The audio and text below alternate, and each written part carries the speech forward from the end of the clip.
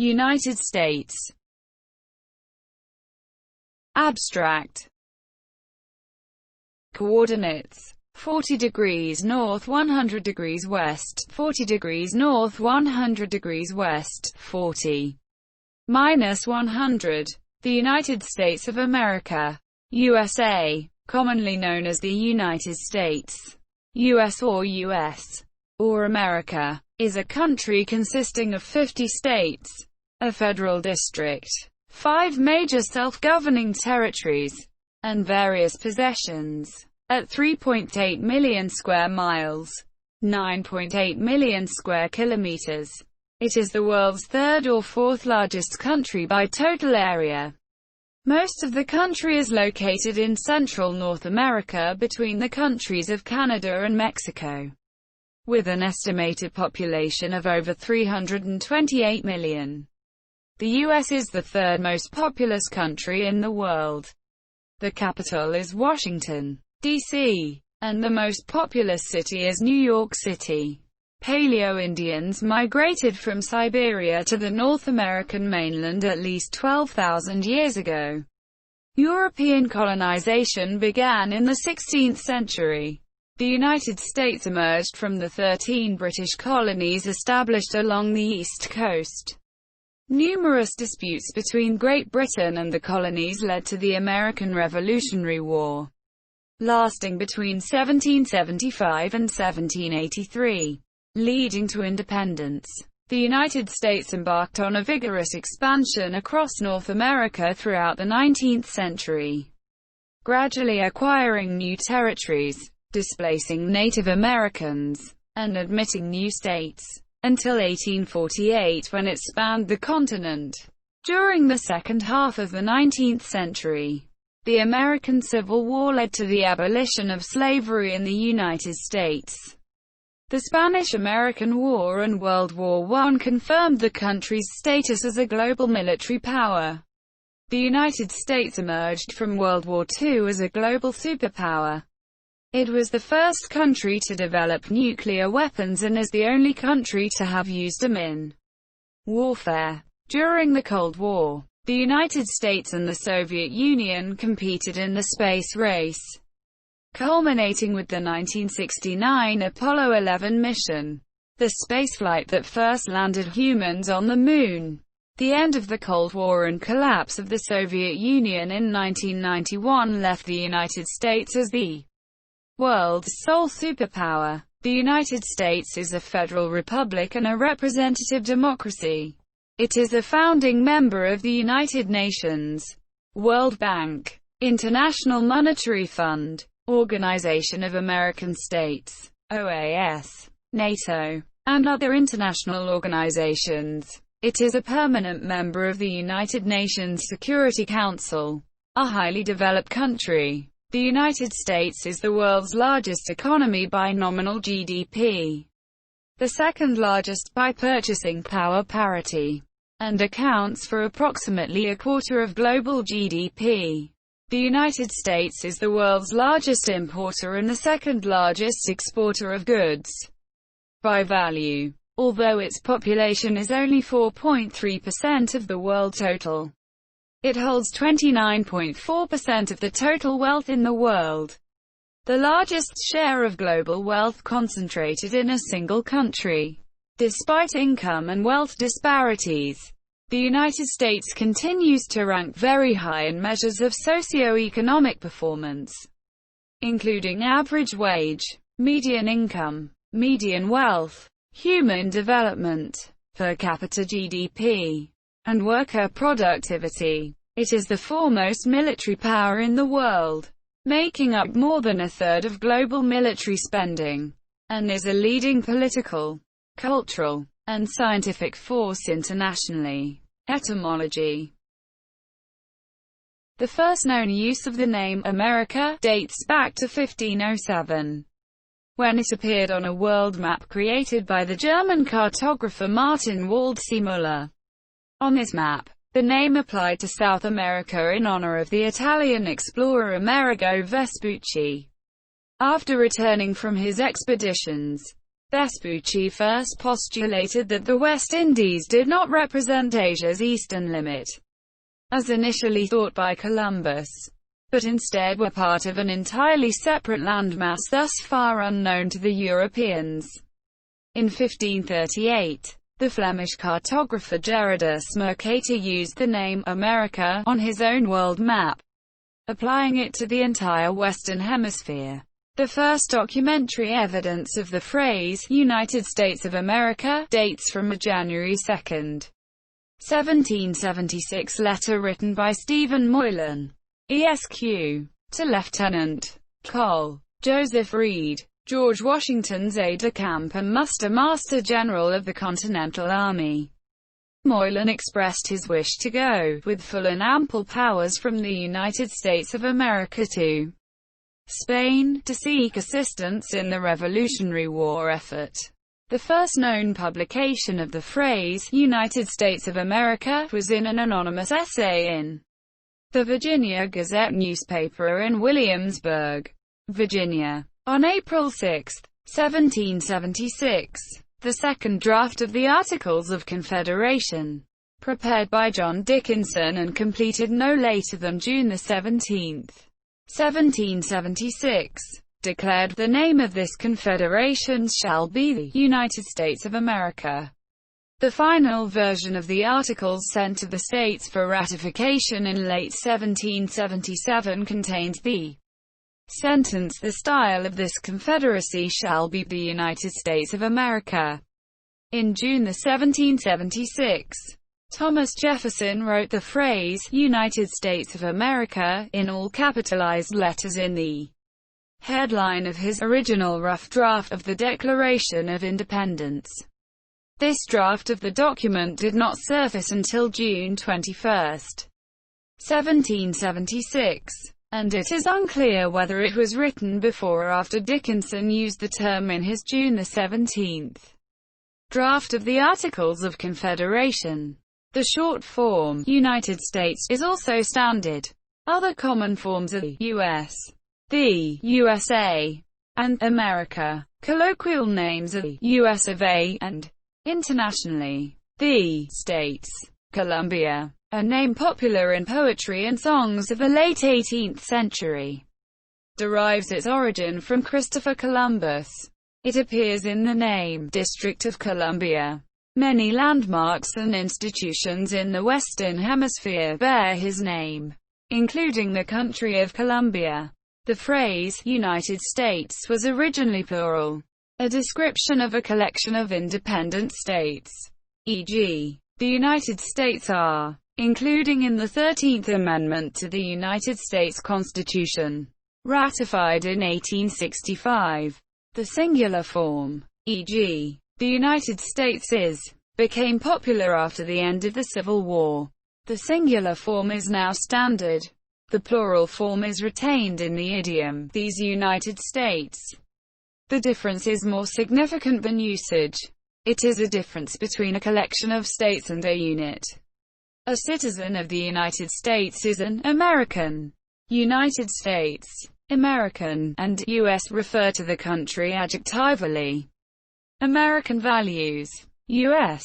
forces. In English, the word American rarely refers to topics or subjects not directly connected with the United States. History. It has been generally accepted that the first inhabitants of North America migrated from Siberia by way of the Bering Land Bridge and arrived at least 12,000 years ago. However, increasing evidence suggests an even earlier arrival. After crossing the land bridge, the first Americans moved southward along the Pacific coast and through an interior ice-free corridor. The Clovis culture, which appeared around 11,000 BC, is considered an ancestor of most of the later indigenous cultures of the Americas. The Clovis culture was initially believed to represent the first wave of human settlement of the Americas. Increasing evidence has also been found for pre-Clovis cultures, including the recent discovery of tools dating back some 15,550 years. It is likely these represent the first of three major waves of migration into North America. Over time, indigenous cultures in North America grew increasingly complex, and some, such as the pre-Columbian Mississippian culture in the southeast, developed advanced agriculture, grand architecture, and state-level societies. The Mississippian culture flourished in the South from 800 to 1600 AD, extending from the Mexican border down through Florida. Its city-state Cahokia is the largest, most complex pre-Columbian archaeological site in the modern-day United States. In the Four Corners region, ancestral Puebloan culture developed from centuries of agricultural experimentation. 3 UNESCO World Heritage Sites in the United States are credited to the Pueblos: Mesa Verde National Park, Chaco Culture National Historical Park, and Taos Pueblo. The earthworks constructed by Native Americans of the Poverty Point culture in northeastern Louisiana have also been designated a UNESCO World Heritage Site. In the southern Great Lakes region, the Iroquois Confederacy, Haudenosaunee, was established at some point between the 12th and 15th centuries. Most prominent along the Atlantic coast were the Algonquin tribes, who practiced hunting and trapping, along with limited cultivation. The date of the first settlements of the Hawaiian Islands is a topic of continuing debate. Archaeological evidence seems to indicate a settlement as early as 124 AD. With the progress of European colonization in the territories of the contemporary United States, the Native Americans were often conquered and displaced. The native population of America declined after Europeans arrived, and for various reasons, primarily diseases such as smallpox and measles. While estimating the original native population of North America at the time of European contact is difficult, an attempt was made in the early part of the 20th century by James Mooney using historic records to estimate the indigenous population north of Mexico in 1600. In more recent years, Douglas H. Ubellica of the Smithsonian Institution has updated these figures. While Ubellica estimated that there was a population of 92,916 in the South Atlantic states and a population of 473,616 in the Gulf states, most academics regard the figure as too low. Anthropologist Henry F. Dobbins believed the populations were much higher, suggesting 1,100,000 along the shores of the Gulf of Mexico. 2,211,000 people living between Florida and Massachusetts. 5,250,000 in the Mississippi Valley and tributaries, and 697,000 people in the Florida Peninsula. In the early days of colonization, many European settlers were subject to food shortages, disease, and attacks from Native Americans. Native Americans were also often at war with neighboring tribes and allied with Europeans in their colonial wars. Yet in many cases, natives and settlers came to depend on each other. Settlers traded for food and animal pelts, natives for guns, ammunition and other European wares. Natives taught many settlers to cultivate corn, beans, and squash. European missionaries and others felt it was important to civilize the Native Americans and urged them to adopt European agricultural techniques and lifestyles. With the advancement of European colonization in the territories of the contemporary United States, the Native Americans were often conquered and displaced. The first Europeans to arrive in the territory of the modern United States were Spanish conquistadors such as Juan Ponce de Leon, who made his first visit to Florida in 1513. However, if unincorporated territories are accounted for, then credit would go to Christopher Columbus, who landed in Puerto Rico on his 1493 voyage. The Spanish set up the first settlements in Florida and New Mexico such as St. Augustine and Santa Fe. The French established their own as well along the Mississippi River. Successful English settlement on the eastern coast of North America began with the Virginia colony in 1607 at Jamestown and the Pilgrims' Plymouth colony in 1620. Many settlers were dissenting Christian groups who came seeking religious freedom. The continent's first elected legislative assembly, Virginia's House of Burgesses, created in 1619. The Mayflower Compact, signed by the Pilgrims before disembarking, and the Fundamental Orders of Connecticut, established precedents for the pattern of representative self-government and constitutionalism that would develop throughout the American colonies. Most settlers in every colony were small farmers, but other industries developed within a few decades as varied as the settlements. Cash crops included tobacco, rice, and wheat. Extraction industries grew up in furs, fishing and lumber. Manufacturers produced rum and ships. And by the late colonial period, Americans were producing 1/7 of the world's iron supply. Cities eventually dotted the coast to support local economies and serve as trade hubs. English colonists were supplemented by waves of Scotch, Irish and other groups. As coastal land grew more expensive, freed indentured servants pushed further west. A large-scale slave trade with English privateers was begun. The life expectancy of slaves was much higher in North America than further south, because of less disease and better food and treatment, leading to a rapid increase in the numbers of slaves. Colonial society was largely divided over the religious and moral implications of slavery, and colonies passed acts for and against the practice.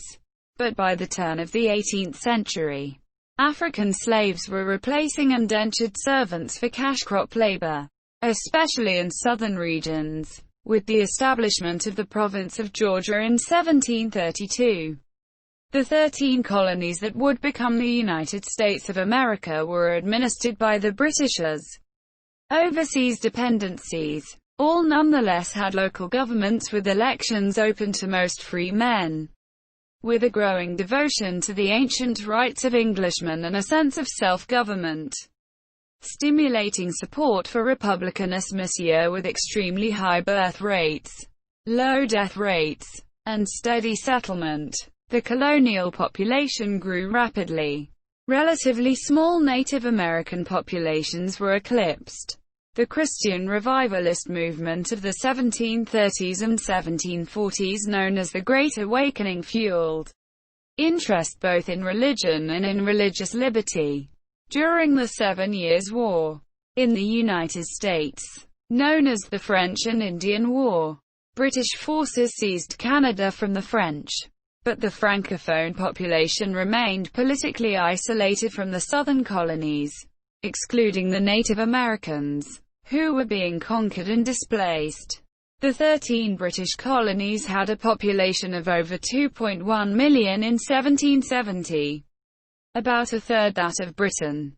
Despite continuing new arrivals, the rate of natural increase was such that by the 1770s only a small minority of Americans had been born overseas. The colonies' distance from Britain had allowed the development of self-government, but their success motivated monarchs to periodically seek to reassert royal authority.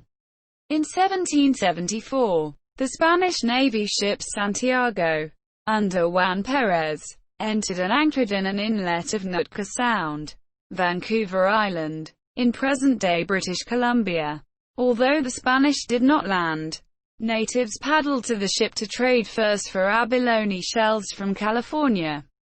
At the time, the Spanish were able to monopolize the trade between Asia and North America, granting limited licenses to the Portuguese.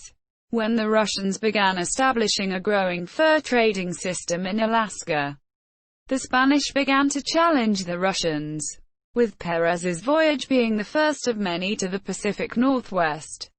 During his third and final voyage, Captain James Cook became the first European to begin formal contact with Hawaii. Captain Cook's last voyage included sailing along the coast of North America and Alaska searching for a Northwest Passage for approximately 9 months. The American Revolutionary War was the first successful colonial war of independence against a European power. Americans had developed an ideology of republicanism, polo asserting that government rested on the will of the people as expressed in their local legislatures. They demanded their rights as Englishmen and no taxation without representation.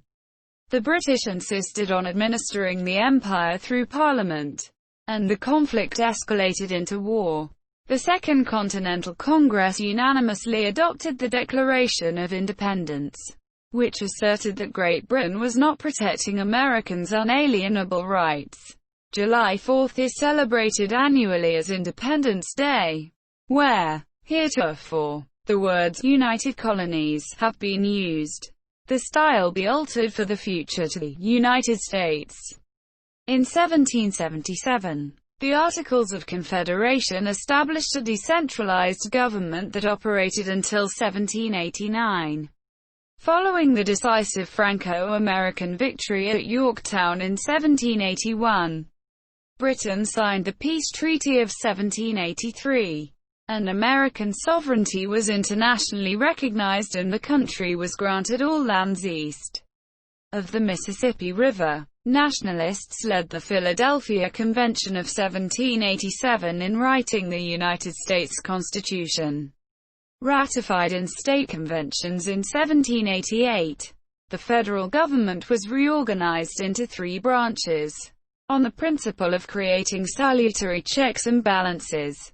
In 1789, George Washington, who had led the Continental Army to victory, was the first president elected under the new Constitution.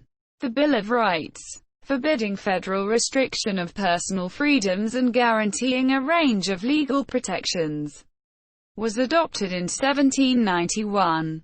Although the federal government criminalized the international slave trade in 1808. After 1820, cultivation of the highly profitable cotton crop exploded in the Deep South, and along with it, the slave population. The Second Great Awakening, especially 1800 to 1840, converted millions to evangelical Protestantism in the North. It energized multiple social reform movements, including abolitionism. In the South, Methodists and Baptists proselytized among slave populations. Americans' eagerness to expand westward prompted a long series of American Indian Wars. The Louisiana Purchase of French-claimed territory in 1803 almost doubled the nation's area. The War of 1812, declared against Britain over various grievances and fought to a draw, strengthened U.S. nationalism. A series of military incursions into Florida led Spain to cede it another Gulf Coast territory in 1819. The expansion was aided by steam power, when steamboats began traveling along America's large water systems, many of which were connected by new canals, such as the Erie and the I&M. Then, even faster railroads began their stretch across the nation's land. From 1820 to 1850, Jacksonian democracy began a set of reforms which included wider white male suffrage. It led to the rise of the second-party system of Democrats and Whigs as the dominant parties from 1828 to 1854. The Trail of Tears in the 1830s exemplified the Indian removal policy that forcibly resettled Indians into the West on Indian reservations. The U.S. annexed the Republic of Texas in 1845 during a period of expansionist manifest destiny. The 1846 Oregon Treaty with Britain led to U.S. control of the present-day American Northwest. Victory in the Mexican-American War resulted in the 1848 Mexican cession of California and much of the present-day American Southwest. The California Gold Rush of 1848–49 spurred migration to the Pacific coast, which led to the California Genocide and the creation of additional western states. After the Civil War, new transcontinental railways made relocation easier for settlers, expanded internal trade and increased conflicts with Native Americans. For half a century, the rapidly declining buffalo struck an existential blow to many Plains Indians' culture. In 1869, a new peace policy nominally promised to protect Native Americans from abuses, avoid further war, and secure their eventual U.S. citizenship. Nonetheless, large-scale conflicts continued throughout the West into the 1900s. A reconcilable sectional conflict regarding the slavery of Africans and African Americans ultimately led to the American Civil War. Initially, states entering the Union had alternated between slave and free states, keeping a sectional balance in the Senate, while free states outstripped slave states in population and in the House of Representatives. But with additional Western territory and more free soil states, tensions between slave and free states mounted with arguments over federalism and disposition of the territories, whether and how to expand or restrict slavery. With the 1860 election of Abraham Lincoln, the first president from the largely anti-slavery Republican Party, conventions in 13 slave states ultimately declared secession and formed the Confederate States of America, the South, while the federal government, the Union, maintained that secession was illegal. In order to bring about this secession, military action was initiated by the secessionists, and the Union responded in kind. The ensuing war would become the deadliest military conflict in American history, resulting in the deaths of approximately 618,000 soldiers as well as many civilians. The South fought for the freedom to own slaves, while the Union at first simply fought to maintain the country as one united whole. Nevertheless, as casualties mounted after 1863 and Lincoln delivered his Emancipation Proclamation, the main purpose of the war from the Union's viewpoint became the abolition of slavery. Indeed, when the Union ultimately won the war in April 1865, each of the states in the defeated South was required to ratify the 13th Amendment, which prohibited slavery. 3 amendments were added to the U.S. Constitution in the years after the war. The aforementioned 13th as well as the 14th Amendment providing citizenship to the nearly 4 million African Americans who had been slaves, and the 15th Amendment ensuring in theory that African Americans had the right to vote. The war and its resolution led to a substantial increase in federal power aimed at reintegrating and rebuilding the South while guaranteeing the rights of the newly freed slaves. Reconstruction began in earnest following the war. While President Lincoln attempted to foster friendship and forgiveness between the Union and the former Confederacy, his assassination on April 14, 1865, drove a wedge between North and South again. Republicans in the federal government made it their goal to oversee the rebuilding of the South and to ensure the rights of African Americans. They persisted until the Compromise of 1877 when the Republicans agreed to cease protecting the rights of African Americans in the South in order for Democrats to concede the presidential election of 1876. Southern white Democrats, calling themselves Redeemers, took control of the South after the end of Reconstruction. From 1890 to 1910, so-called Jim Crow laws disenfranchised most blacks and some poor whites throughout the region. Blacks faced racial segregation, especially in the South. They also occasionally experienced vigilante violence, including lynching. In the North, urbanization and an unprecedented influx of immigrants from Southern and Eastern Europe supplied a surplus of labor for the country's industrialization and transformed its culture. National infrastructure including telegraph and transcontinental railroads spurred economic growth and greater settlement and development of the American Old West. The later invention of electric light and the telephone would also affect communication and urban life. The United States fought Indian wars west of the Mississippi River from 1810 to at least 1890. Most of these conflicts ended with the cession of Native American territory and the confinement of the latter to Indian reservations. This further expanded acreage under mechanical cultivation, increasing surpluses for international markets. Mainland expansion also included the purchase of Alaska from Russia in 1867. In 1893, pro-American elements in Hawaii overthrew the monarchy and formed the Republic of Hawaii, which the U.S. annexed in 1898.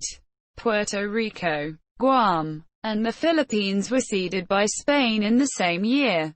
Following the Spanish-American War, American Samoa was acquired by the United States in 1900 after the end of the Second Samoan Civil War. The United States purchased the U.S. Virgin Islands from Denmark in 1917. Rapid economic development during the late 19th and early 20th centuries fostered the rise of many prominent industrialists. Tycoons like Cornelius Vanderbilt, John D. Rockefeller, and Andrew Carnegie led the nation's progress in railroad, petroleum, and steel industries. Banking became a major part of the economy, with J.P. Morgan playing a notable role. Edison and Tesla undertook the widespread distribution of electricity to industry, homes, and for street lighting. Henry Ford revolutionized the automotive industry. The American economy boomed, becoming the world's largest, and the United States achieved great power status. These dramatic changes were accompanied by social unrest and the rise of populist, socialist, and anarchist movements.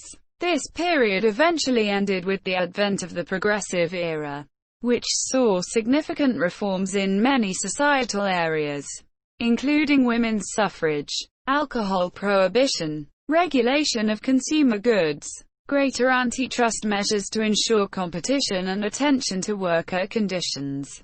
The United States remained neutral from the outbreak of World War I in 1914 until 1917, when it joined the war as an associated power, alongside the former allies of World War I, helping to turn the tide against the Central Powers.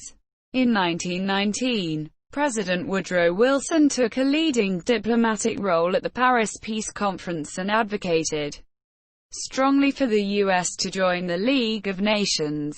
However, the Senate refused to approve this and did not ratify the Treaty of Versailles that established the League of Nations. In 1920, the women's rights movement won passage of a constitutional amendment granting women's suffrage. The 1920s and 1930s saw the rise of radio for mass communication and the invention of early television. The prosperity of the Roaring Twenties ended with the Wall Street crash of 1929 and the onset of the Great Depression. After his election as president in 1932, Franklin D. Roosevelt responded with the New Deal, which included the establishment of the Social Security system. The Great Migration of millions of African Americans out of the American South began before World War I and extended through the 1960s, whereas the Dust Bowl of the mid-1930s impoverished many farming communities and spurred a new wave of Western migration. At first effectively neutral during World War II while Germany conquered much of continental Europe, the United States began supplying materiel to the Allies in March 1941 through the Lend-Lease program. On December 7, 1941, the Empire of Japan launched a surprise attack on Pearl Harbor. prompting the United States to join the Allies against the Axis powers. Although Japan attacked the United States first, the U.S. nonetheless pursued a Europe-first defense policy. The United States thus left its vast Asian colony, the Philippines, isolated and fighting a losing struggle against Japanese invasion and occupation, as military resources were devoted to the European theater. During the war, the United States was referred to as one of the four policemen of Allies power who met to plan the post-war world, along with Britain, the Soviet Union and China. Although the nation lost around 400,000 military personnel, it emerged relatively undamaged from the war with even greater economic and military influence. The United States played a leading role in the Bretton Woods and Yalta conferences with the United Kingdom, the Soviet Union, and other allies, which signed agreements on new international financial institutions and Europe's post-war reorganization. As an Allied victory was won in Europe, a 1945 international conference held in San Francisco produced the United Nations Charter, which became active after the war. The United States and Japan then fought each other in the largest naval battle in history in terms of gross tonnage sunk, the Battle of Leyte Gulf. The United States eventually developed the first nuclear weapons and used them on Japan in the cities of Hiroshima and Nagasaki, causing the Japanese to surrender on September 2, ending World War II. Parades and celebrations followed in what is known as Victory Day, or VJ Day. After World War II, the United States and the Soviet Union competed for power, influence, and prestige during what became known as the Cold War, driven by an ideological divide between capitalism and communism and, according to the School of Geopolitics, a divide between the maritime Atlantic and the continental Eurasian camps. They dominated the military affairs of Europe, with the US and its NATO allies on one side and the USSR and its Warsaw Pact allies on the other. The US developed a policy of containment towards the expansion of communist influence, while the US and Soviet Union engaged in proxy wars and developed powerful nuclear arsenals. The two countries avoided direct military conflict. The United States often opposed Third World movements that it viewed as Soviet-sponsored, and occasionally pursued direct action for regime change against left-wing governments, even supporting right-wing authoritarian governments at times. American troops fought Communist Chinese and North Korean forces in the Korean War of 1950–53. The Soviet Union's 1957 launch of the first artificial satellite and its 1961 launch of the first manned spaceflight initiated a space race, in which the United States became the first nation to land a man on the Moon in 1969.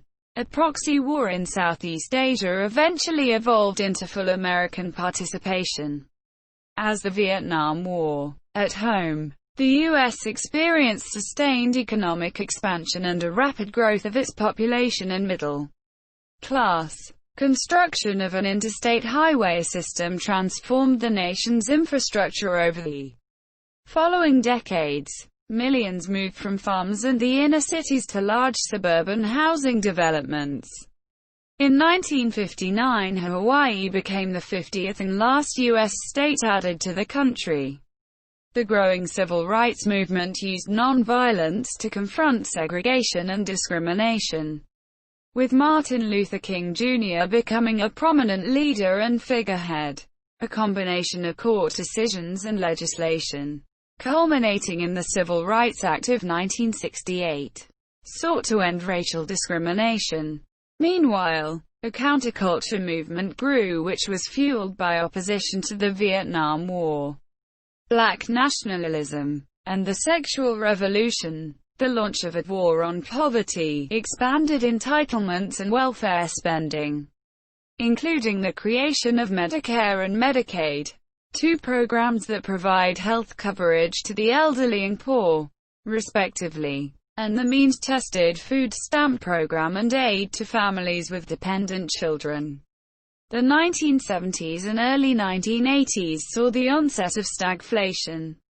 After his election in 1980, President Ronald Reagan responded to economic stagnation with free market-oriented reforms. Following the collapse of détente, he abandoned containment and initiated the more aggressive rollback strategy towards the USSR. After a surge in female labor participation over the previous decade, by 1985 the majority of women aged 16 and over were employed. The late 1980s brought a thaw in relations with the USSR, and its collapse in 1991 finally ended the Cold War. This brought about unipolarity with the US unchallenged as the world's dominant superpower. The concept of Pax Americana, which had appeared in the post-World War II period, gained wide popularity as a term for the post-Cold War New World Order.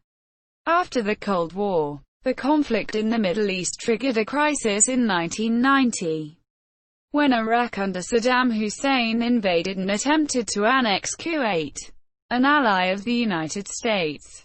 Fearing that the instability would spread to other regions, President George H.W. Bush launched Operation Desert Shield, a defensive force buildup in Saudi Arabia, and Operation Desert Storm, in a staging titled the Gulf War, waged by coalition forces from 34 nations, led by the United States against Iraq, ending in the successful expulsion of Iraqi forces from Kuwait, restoring the former monarchy. Originating within U.S. military defense networks, the Internet spread to international academic platforms and then to the public in the 1990s. Greatly affecting the global economy, society, and culture. Due to the dot-com boom, stable monetary policy under Alan Greenspan, and reduced social welfare spending, the 1990s saw the longest economic expansion in modern U.S. history, ending in 2001.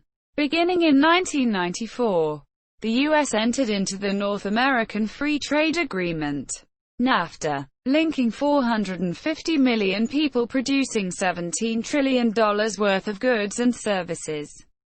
The goal of the agreement was to eliminate trade and investment barriers among the U.S., Canada, and Mexico by January 1, 2008. Trade among the three partners has soared since NAFTA went into force. On September 11, 2001, Al-Qaeda terrorists struck the World Trade Center in New York City and the Pentagon near Washington, D.C., killing nearly 3,000 people. In response, the United States launched the War on Terror, which included war in Afghanistan and the 2003-11 Iraq War. In 2007, the Bush administration ordered a major troop surge in the Iraq War, which successfully reduced violence and led to greater stability in the region. Government policy designed to promote affordable housing, widespread failures in corporate and regulatory governance, and historically low interest rates set by the Federal Reserve led to the mid-2000s housing bubble, which culminated with the 2008 financial crisis, the largest economic contraction in the nation's history since the Great Depression. Barack Obama, the first African-American and multiracial president, was elected in 2008 amid the crisis, and subsequently passed stimulus measures and the Dodd-Frank Wall Street Reform and Consumer Protection Act in an attempt to mitigate its negative effects and ensure there would not be a repeat of the crisis. The stimulus facilitated infrastructure improvements and a relative decline in unemployment. Dodd-Frank improved financial stability and consumer protection, although there has been debate about its effects on the economy.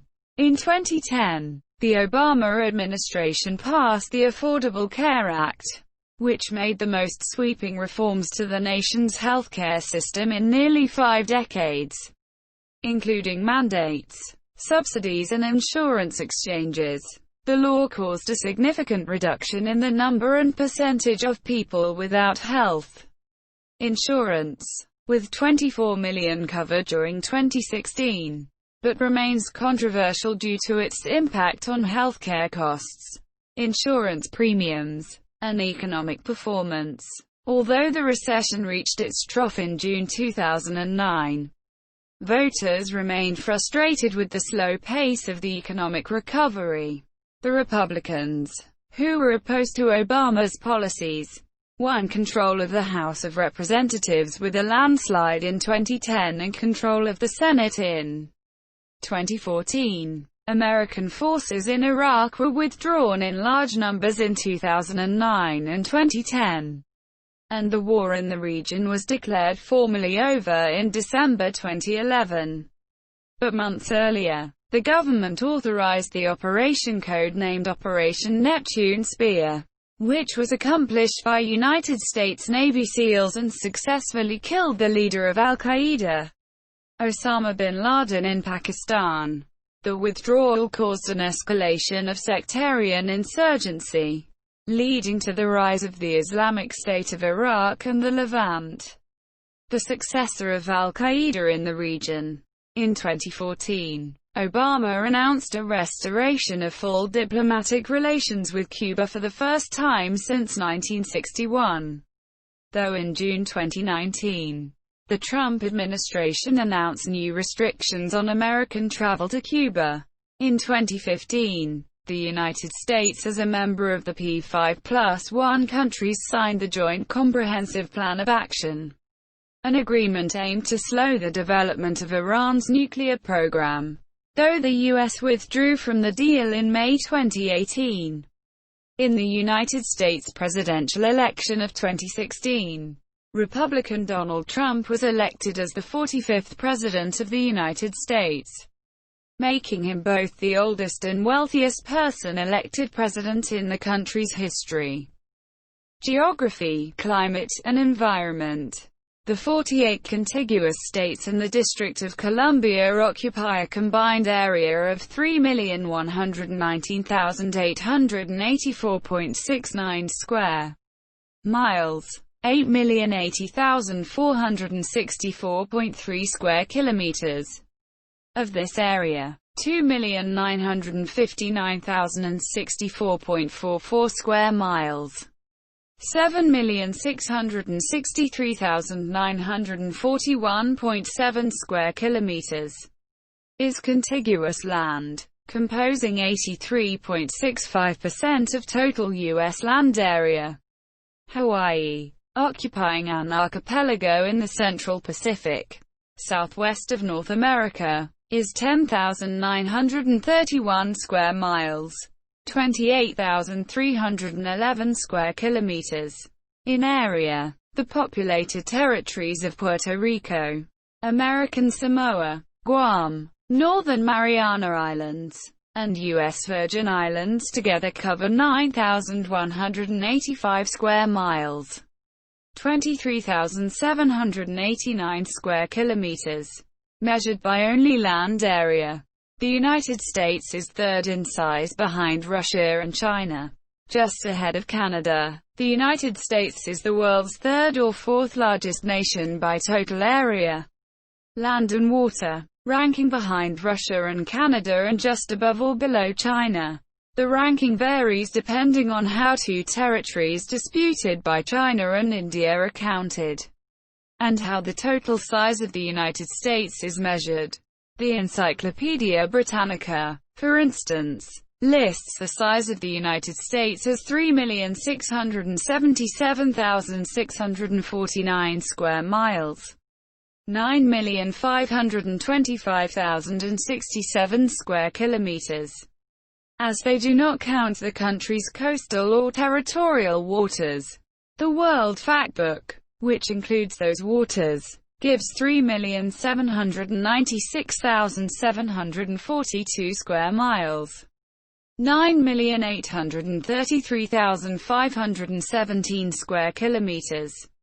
The coastal plain of the Atlantic seaboard gives way further inland to deciduous forests and the rolling hills of the Piedmont. The Appalachian Mountains divide the eastern seaboard from the Great Lakes and the grasslands of the Midwest. The Mississippi-Missouri River, the world's fourth longest river system, runs mainly north-south through the heart of the country. The flat, fertile prairie of the Great Plains stretches to the west, interrupted by a highland region in the southeast. The Rocky Mountains, west of the Great Plains, extend north to south across the country, reaching altitudes higher than 14,000 feet, 4,300 meters. In Colorado, farther west of the Rocky Great Basin and deserts such as the Chihuahua and Mojave, the Sierra Nevada and Cascade Mountain ranges run close to the Pacific coast, both ranges reaching altitudes higher than 14,000 feet, 4,300 meters. The lowest and highest points in the contiguous United States are in the state of California, and only about 84 miles, 135 kilometers, apart, at an elevation of 20,310 feet, 6,190.5 meters.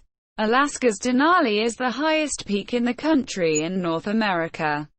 Active volcanoes are common throughout Alaska's Alexander and Aleutian Islands, and Hawaii consists of volcanic islands. The supervolcano underlying Yellowstone National Park in the Rockies is the continent's largest volcanic feature. The United States has the most ecoregions of any country in the world.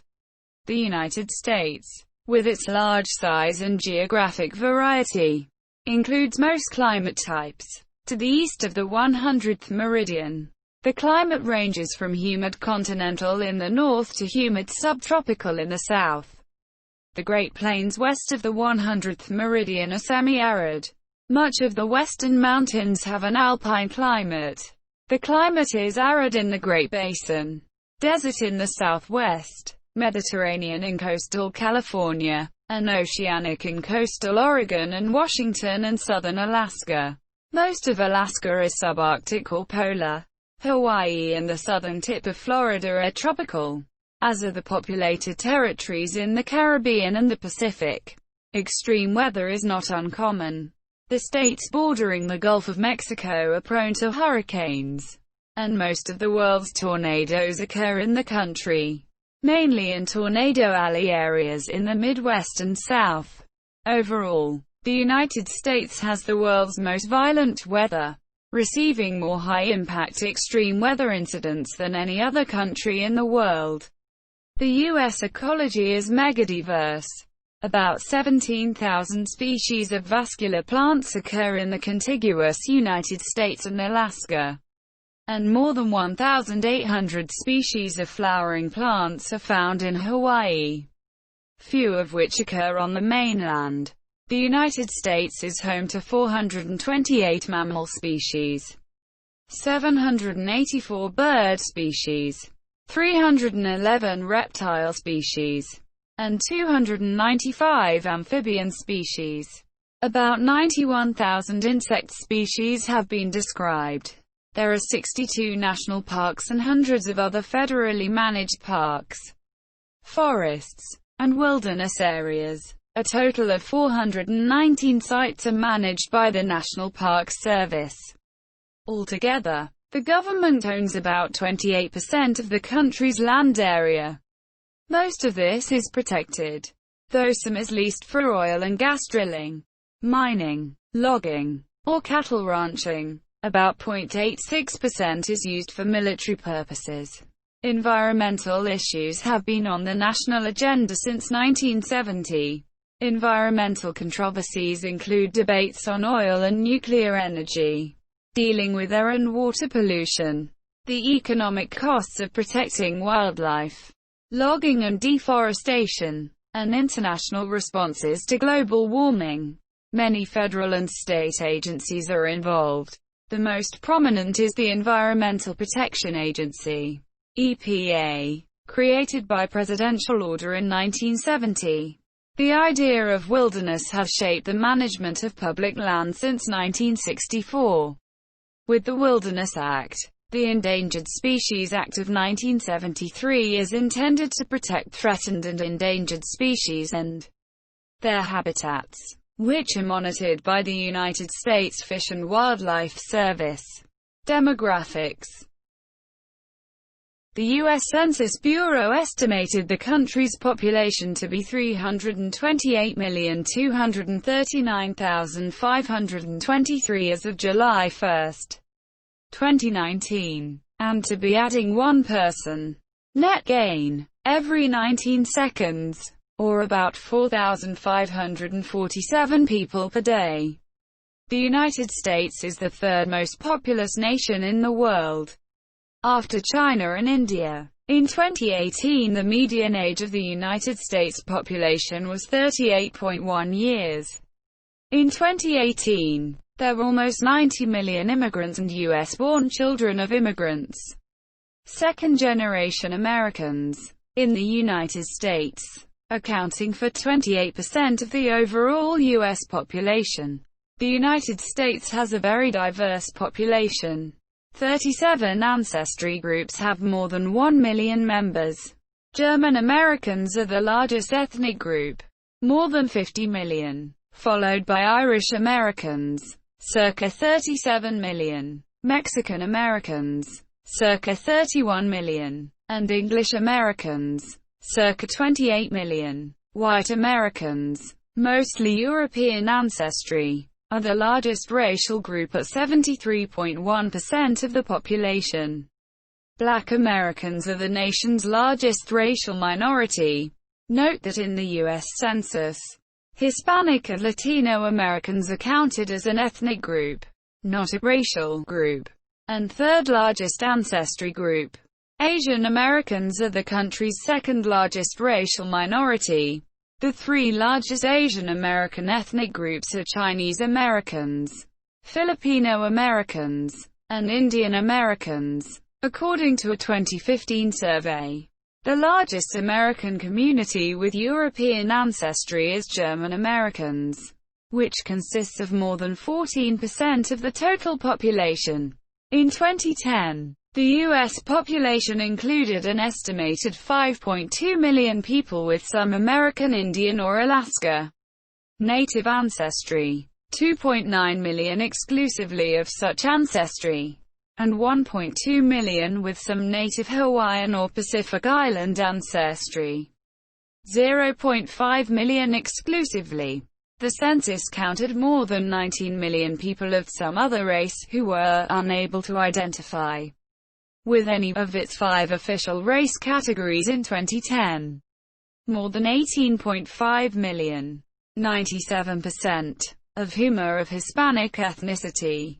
Minorities, as defined by the Census Bureau as all those beside non-Hispanic, non-multiracial whites, constituted 37% of the population in 2012 and over 50% of children under age 1. And are projected to constitute the majority by 2044.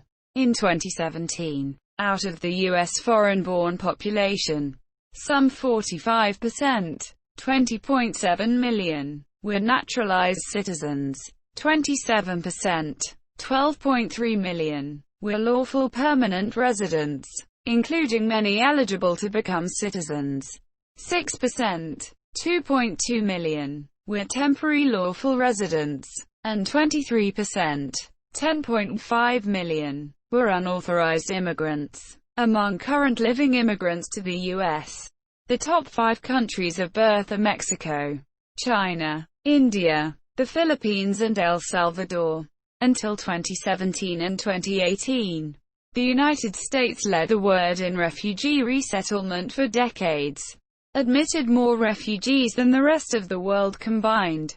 From fiscal year 1980 until 2017, 55% of refugees came from Asia, 27% from Europe, 13% from Africa, and 4% from Latin America, fleeing war and persecution. A 2017 Gallup poll concluded that 4.5% of adult Americans identified as LGBT, with 5.1% of women identifying as LGBT, compared with 3.9% of men. The highest percentage came from the District of Columbia, 10%, while the lowest state was North Dakota at 1.7%. A 2017 United Nations report projected that the U.S. would be one of 9 countries in which world population growth through 2050 would be concentrated. A 2020 U.S. Census Bureau report projected the population of the country could be anywhere between 320 million and 447 million by 2060, depending on the rate of in-migration. In all projected scenarios, a lower fertility rate and increases in life expectancy would result in an aging population. The population growth of Hispanic and Latino Americans is a major demographic trend. The 50.5 million Americans of Hispanic descent are identified as sharing a distinct ethnicity by the Census Bureau. 64% of Hispanic Americans are of Mexican descent. Between 2000 and 2010, the country's Hispanic population increased 43%, while the non-Hispanic population rose just 4.9%. The United States has a birth rate of 13 per 1,000, which is 5 births below the world average. Its population growth rate is positive at 0.7%, higher than that of many developed nations. In fiscal year 2017, more than 1 million immigrants, most of whom entered through family reunification, were granted legal residence. In absolute numbers, the number of foreign-born U.S. residents is at a record high, 44.4 million in 2017. However, as a proportion of the overall population, the current foreign-born share, 13.6% of the total population, is lower than the share at the peak in 1890, 14.8% of the total population.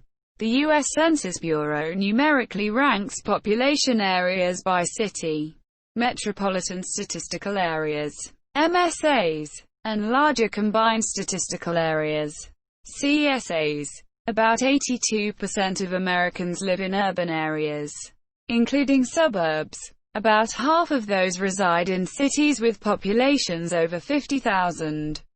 In 2008, 273 incorporated municipalities had populations over 100,000. 9 cities had more than 1 million residents, and 4 global cities had over 2 million. New York, Los Angeles, Chicago, and Houston. Estimates for the year 2018 show that 53 metropolitan areas have populations greater than 1 million. Many metros in the South, Southwest and West grew significantly between 2010 and 2018. The Dallas and Houston metros increased by more than 1 million people, while the Washington, D.C., Miami, Atlanta, and Phoenix metros all grew by more than 500,000 people. In addition to official census groupings based on the aforementioned city, MSA, and CSA level, clusters of American cities can also be known as megaregions, the largest being the Great Lakes megalopolis, followed by the Northeast megalopolis and Southern California. English, specifically American English, is the de facto national language of the United States, although there is no official language at the federal level. Some laws, such as U.S. naturalization requirements, standardize English. In 2010, about 230 million, or 80% of the population aged 5 years and older, spoke only English at home. Spanish, spoken by 12% of the population at home, is the second most common language and the most widely taught second language. Both Hawaiian and English are official languages in Hawaii by state law. In addition to English, Alaska recognizes 20 official native languages, and South Dakota recognizes Sioux, while neither has an official language. New Mexico has laws providing for the use of both English and Spanish, as Louisiana does for English and French. Other states, such as California, mandate the publication of Spanish versions of certain government documents including court forms.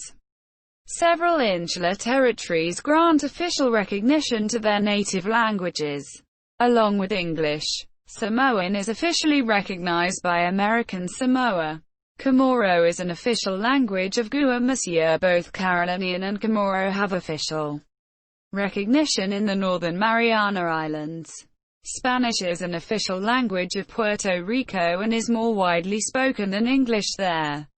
The most widely taught foreign languages in the United States, in terms of enrollment numbers from kindergarten through university undergraduate education, are Spanish, around 7.2 million students, French, 1.5 million, and German, 500,000. Other commonly taught languages, with 100,000 to 250,000 learners, include Latin, Japanese, ASL, Italian, and Chinese. 18% of all Americans claim to speak at least one language in addition to English. Religion in the United States. 2017. The First Amendment of the U.S. Constitution guarantees the free exercise of religion and forbids Congress from passing laws respecting its establishment. In a 2013 survey, 56% of Americans said religion played a very important role in their lives, a far higher figure than that of any other Western nation. In a 2009 Gallup poll, 42% of Americans said they attended church weekly or almost weekly. The figures ranged from a low of 23% in Vermont to a high of 63% in Mississippi. In a 2014 survey, 70.6% of adults in the United States identify themselves as Christians. Protestants accounted for 46.5%, while Roman Catholics, at 20.8%, formed the largest single denomination. In 2014, 5.9% of the U.S. adult population claimed a non-Christian religion. These include Judaism, 1.9%, Islam, 0.9%, Hinduism, 0.7%, and Buddhism, 0.7%. The survey also reported that 22.8% of Americans describe themselves as agnostic, atheist, or simply having no religion, up from 8.2% in 1990. There are also Unitarian Universalist, Scientologist, Baha'i, Sikh, Jain, Shinto, Zoroastrian, Confucian, Satanist, Taoist, Druid, Native American, Afro-American, Traditional African, Wiccan, Gnostic, Humanist and Dice communities. Protestantism is the largest Christian religious grouping in the United States, accounting for almost half of all Americans. Baptists collectively form the largest branch of Protestantism at 15.4%. And the Southern Baptist Convention is the largest individual Protestant denomination at 5.3% of the U.S. population. Apart from Baptists, other Protestant categories include non-denominational Protestants, Methodists, Pentecostals, unspecified Protestants, Lutherans, Presbyterians, Congregationalists, other Reformed, Episcopalians, Anglicans, Quakers, Adventists, Holiness, Christian Fundamentalists, Anabaptists, Pietists, and multiple others. As with other Western countries, the U.S. is becoming less religious. Irreligion is growing rapidly among Americans under 30. Polls show that overall American confidence in organized religion has been declining since the mid to late 1980s, and that younger Americans, in particular, are becoming increasingly irreligious. In a 2012 study, the Protestant share of the U.S. population had dropped to 48%, thus ending its status as religious category of the majority for the first time. Americans with no religion have 1.7 children compared to 2.2 among Christians. The unaffiliated are less likely to marry, with 37% marrying compared to 52% of Christians. The Bible Belt is an informal term for a region in the southern United States in which socially conservative evangelical Protestantism is a significant part of the culture and Christian church. Attendance across the denominations is generally higher than the nation's average. By contrast, religion plays the least important role in New England and in the western United States. As of 2018, 52% of Americans age 15 and over were married, 6% were widowed, 10% were divorced, and 32% had never been married. Women now work mostly outside the home and receive the majority of bachelor's degrees.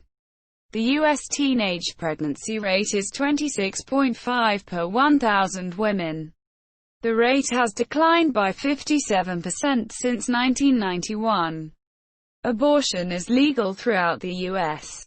owing to Roe v. Wade, a 1973 landmark decision by the Supreme Court of the United States. However, there are many challenges to access and to health insurance coverage at the state level, especially for minors and poor women. While the abortion rate is falling, the abortion rates of 241 per 1,000 live births and 15 per 1,000 women aged 15 to 44 remain higher than most Western nations. In 2013, the average age at first birth was 26 and 41% of births were to unmarried women. The total fertility rate in 2016 was 1,820.5 births per 1,000 women.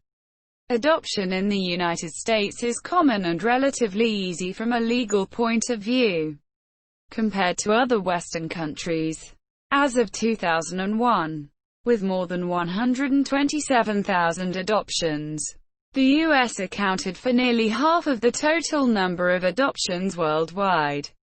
Same-sex marriage is legal nationwide, owing to the Supreme Court's 2015 decision in Obergefell v. Hodges, and it is legal for same-sex couples to adopt. Polygamy is illegal throughout the U.S.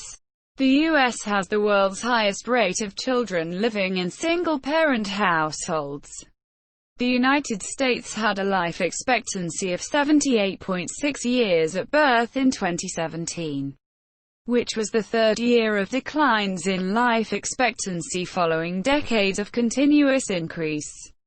The recent decline, primarily among the age group 25 to 64, is largely due to sharp increases in the drug overdose and suicide rates. The country has one of the highest suicide rates among wealthy countries. Life expectancy was highest among Asians and Hispanics and lowest among blacks, according to CDC and Census Bureau data. Deaths from suicide, alcohol and drug overdoses hit record highs in 2017. At the state, territory level, life expectancy ranges from 81.5 years at birth in Hawaii to 73.9 years at birth in American Samoa. Increasing obesity in the United States and health improvements elsewhere contributed to lowering the country's rank in life expectancy from 11th in the world in 1987 to 42nd in 2007. And as of 2017, the country had the lowest life expectancy among 12 highly developed countries. It was higher in Japan, Canada, Australia, the UK, and 7 countries of Western Europe. Obesity rates have more than doubled in the last 30 years, are the highest in the industrialized world, and are among the highest anywhere. Approximately one-third of the adult population is obese and an additional third is overweight. Obesity-related type 2 diabetes is considered epidemic by healthcare professionals. In 2010, coronary artery disease, lung cancer, stroke, chronic obstructive pulmonary diseases, and traffic accidents caused the most years of life lost in the U.S. Low back pain, depression, musculoskeletal disorders, neck pain, and anxiety caused the most years lost to disability. The most deleterious risk factors were poor diet, tobacco smoking, obesity, high blood pressure, high blood sugar, physical inactivity, and alcohol use, Alzheimer's disease, drug abuse, kidney disease, cancer, and falls caused the most additional years of life lost over their age-adjusted 1990 per capita rates. U.S. teenage pregnancy and abortion rates are substantially higher than in other Western nations, especially among blacks and Hispanics. The U.S. is a global leader in medical innovation. America solely developed or contributed significantly to 9 of the top 10 most important medical innovations since 1975 as ranked by a 2001 poll of physicians, while the European Union and Switzerland together contributed to 5. Since 1966, more Americans have received the Nobel Prize in Medicine than the rest of the world combined. From 1989 to 2002, 4 times more money was invested in private biotechnology companies in America than in Europe.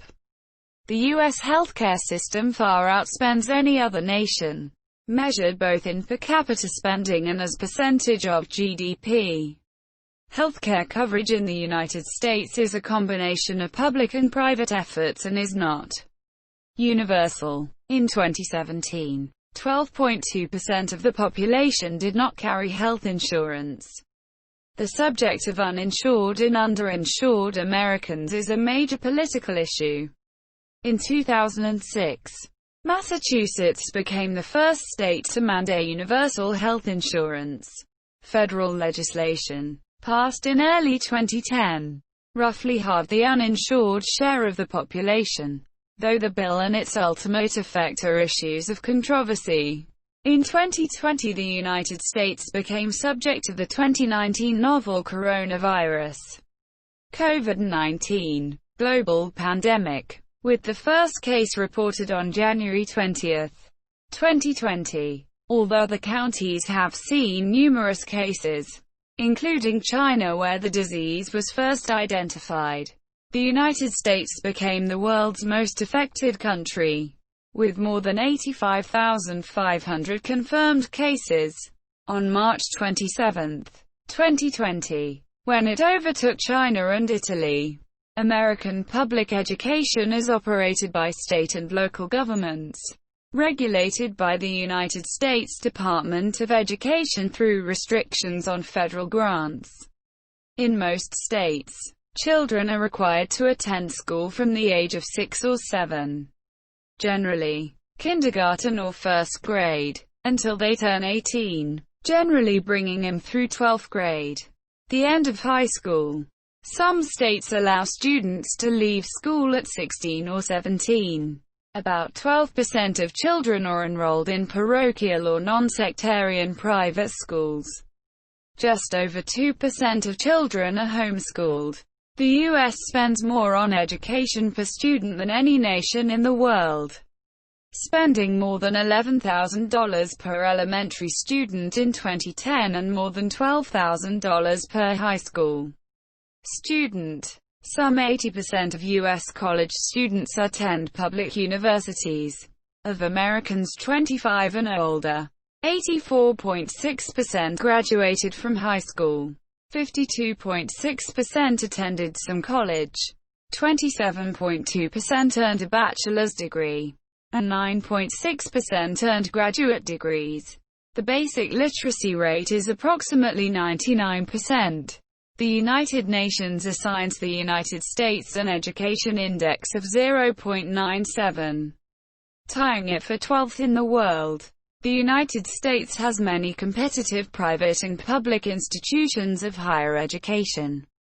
The majority of the world's top universities listed by different ranking organizations are in the U.S. There are also local community colleges with generally more open admission policies, shorter academic programs, and lower tuition. In 2018, U21, a network of research-intensive universities, ranked the United States first in the world for breadth and quality of higher education, and 15th when GDP was a factor. As for public expenditures on higher education, the U.S. trailed some other OECD nations but spends more per student than the OECD average, and more than all nations in combined public and private spending. As of 2018, student loan debt exceeded $1.5 trillion, more than Americans owe on credit cards. The United States is home to thousands of public and private museums with exhibits concerning local history and culture, national heritage, global events, science, art, literature, and a number of other topics.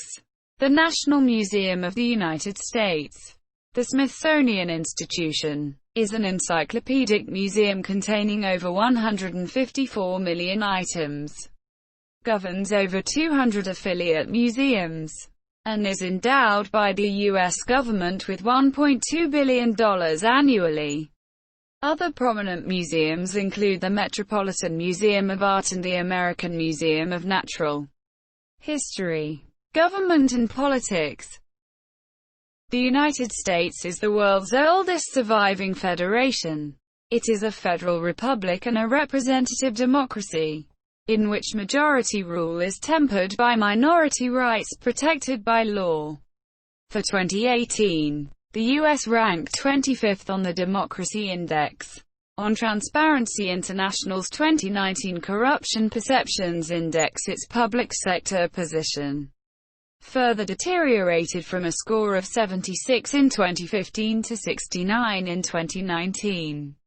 In the American Federalist system, citizens are usually subject to 3 levels of government: federal, state, and local. The local government's duties are commonly split between county and municipal governments. In almost all cases, executive and legislative officials are elected by a plurality vote of citizens by district. There is no proportional representation at the federal level, and it is rare at lower levels. The government is regulated by a system of checks and balances defined by the U.S. Constitution, which serves as the country's supreme legal document. The original text of the Constitution establishes the structure and responsibilities of the federal government and its relationship with the individual states. Article 1 protects the right to the great writ of habeas corpus. The Constitution has been amended 27 times. The first 10 amendments, which make up the Bill of Rights, and the 14th Amendment form the central basis of Americans' individual rights. All laws and governmental procedures are subject to judicial review, and any law ruled by the courts to be in violation of the Constitution is voided. The principle of judicial review, not explicitly mentioned in the Constitution, was established by the Supreme Court in Marbury v. Madison, 1803. In a decision handed down by Chief Justice John Marshall. The federal government comprises 3 branches. The House of Representatives has 435 voting members, each representing a congressional district for a 2-year term. This year House seats are apportioned among the states by population following each decennial census. Each state then draws single-member districts to conform with the census apportionment. At the 2010 census, 7 states had the minimum of 1 representative, while California, the most populous state, had 53. The District of Columbia and the 5 major U.S. territories each have 1 member of Congress. These members are not allowed to vote. The Senate has 100 members, with each state having 2 senators, elected at large to 6-year terms. 1/3 of Senate seats are up for election every other year. The District of Columbia and the 5 major U.S. territories do not have senators. The president serves a 4-year term and may be elected to the office no more than twice. The president is not elected by direct vote, but by an indirect electoral college system in which the determining votes are apportioned to the states and the District of Columbia. The Supreme Court, led by the Chief Justice of the United States, has 9 members, who serve for life. The state governments are structured in a roughly similar fashion. Nebraska uniquely has a unicameral legislature. The governor, chief executive, of each state is directly elected. Some state judges and cabinet officers are appointed by the governors of the respective states, while others are elected by popular vote. The United States is a federal republic of 50 states, a federal district, 5 territories and several uninhabited island possessions. The states and territories are the principal administrative districts in the country. These are divided into subdivisions of counties and independent cities. The District of Columbia is a federal district that contains the capital of the United States, Washington, D.C. The states and the District of Columbia choose the President of the United States. Each state has presidential electors equal to the number of their representatives and senators in Congress. The District of Columbia has 3. Because of the 23rd Amendment, territories of the United States such as Puerto Rico do not have presidential electors, and so people in those territories cannot vote for the president. The United States also observes tribal sovereignty of the American Indian nations to a limited degree, as it does with the state's sovereignty. American Indians are U.S. citizens and tribal lands are subject to the jurisdiction of the U.S. Congress and the federal courts. Like the states, they have a great deal of autonomy. But also like the states, tribes are not allowed to make war, engage in their own foreign relations, or print and issue currency. Citizenship is granted at birth in all states, the District of Columbia, and all major U.S. territories except American Samoa. The United States has operated under a 2-party system for most of its history. For elective offices at most levels, state-administered primary elections choose the major party nominees for subsequent general elections. Since the general election of 1856, the major parties have been the Democratic Party, founded in 1824, and the Republican Party, founded in 1854. Since the Civil War, only one third-party presidential candidate, former President Theodore Roosevelt, running as a progressive in 1912, has won as much as 20% of the popular vote. The president and vice president were elected by the Electoral College. In American political culture, the center-right Republican Party is considered conservative, and the center-left Democratic Party is considered liberal. The states of the Northeast and West Coast and some of the Great Lakes states, known as blue states, are relatively liberal. The red states of the South and parts of the Great Plains and Rocky Mountains are relatively conservative. Republican Donald Trump, the winner of the 2016 presidential election, is serving as the 45th President of the United States. Leadership in the Senate includes Republican Vice President Mike Pence, Republican President pro tempore Chuck Grassley, Majority Leader Mitch McConnell, and Minority Leader Chuck Schumer. Leadership in the House includes Speaker of the House Nancy Pelosi, Majority Leader Steny Hoyer, and Minority Leader Kevin McCarthy. In the 116th United States Congress, the House of Representatives is controlled by the Democratic Party and the Senate is controlled by the Republican Party, giving the U.S. a split Congress. The Senate consists of 53 Republicans and 45 Democrats, with 2 independents who caucus with the Democrats. The House consists of 233 Democrats, 196 Republicans, and 1 Libertarian. Of state governors, there are 26 Republicans and 24 Democrats. Among the D.C. mayor and the 5 territorial governors, there are 2 Republicans, 1 Democrat, 1 New Progressive, and 2 independents. The United States has an established structure of foreign relations. It is a permanent member of the United Nations Security Council. New York City is home to the United Nations headquarters. Almost all countries have embassies in Washington, D.C., and many have consulates around the country. Likewise, nearly all nations host American diplomatic missions. However, Iran, North Korea, Bhutan, and the Republic of China, Taiwan, do not have formal diplomatic relations with the United States. Although the U.S. still maintains relations to Bhutan via its embassy in India and also maintains unofficial relations with Taiwan and supplies it with military equipment. It is a member of the G7, G20, and OECD. The United States has a special relationship with the United Kingdom and strong ties with India, Canada, Australia, New Zealand, the Philippines, Japan, South Korea, Israel, and several European Union countries, including France, Italy, Germany, Spain and Poland. It works closely with fellow NATO members on military and security issues and with its neighbors through the Organization of American States and free trade agreements such as the Trilateral North American Free Trade Agreement with Canada and Mexico.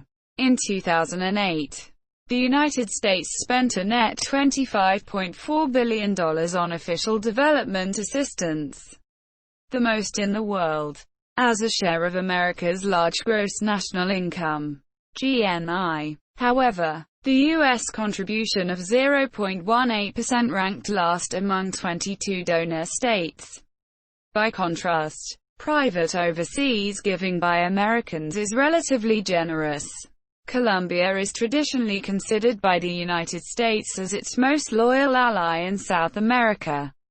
Policymakers in both countries consider Plan Colombia to be a foreign policy success for the United States. The U.S. exercises full international defense authority and responsibility for 3 sovereign nations through Compact of Free Association with Micronesia, the Marshall Islands and Palau.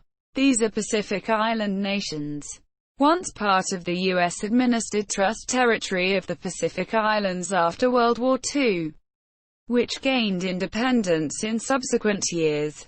Taxes in the United States are levied at the federal, state, and local government levels. These include taxes on income, payroll, property, sales, imports, estates and gifts, as well as various fees.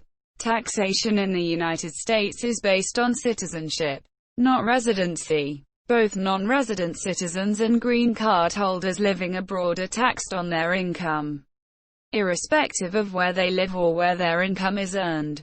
It is the only country in the world, other than Eritrea, to do so. In 2010, taxes collected by federal, state and municipal governments amounted to 24.8% of GDP. During FY 2012, the federal government collected approximately $2.45 trillion in tax revenue, up $147 billion or 6% versus FY 2011 revenues of $2.30 trillion.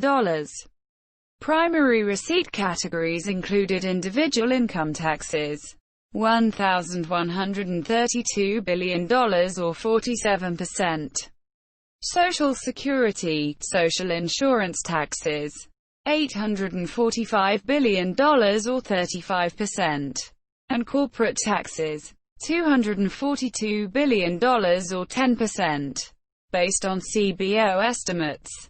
Under 2013 tax law, the top 1% will be paying the highest average tax rates since 1979, while other income groups will remain at historic lows.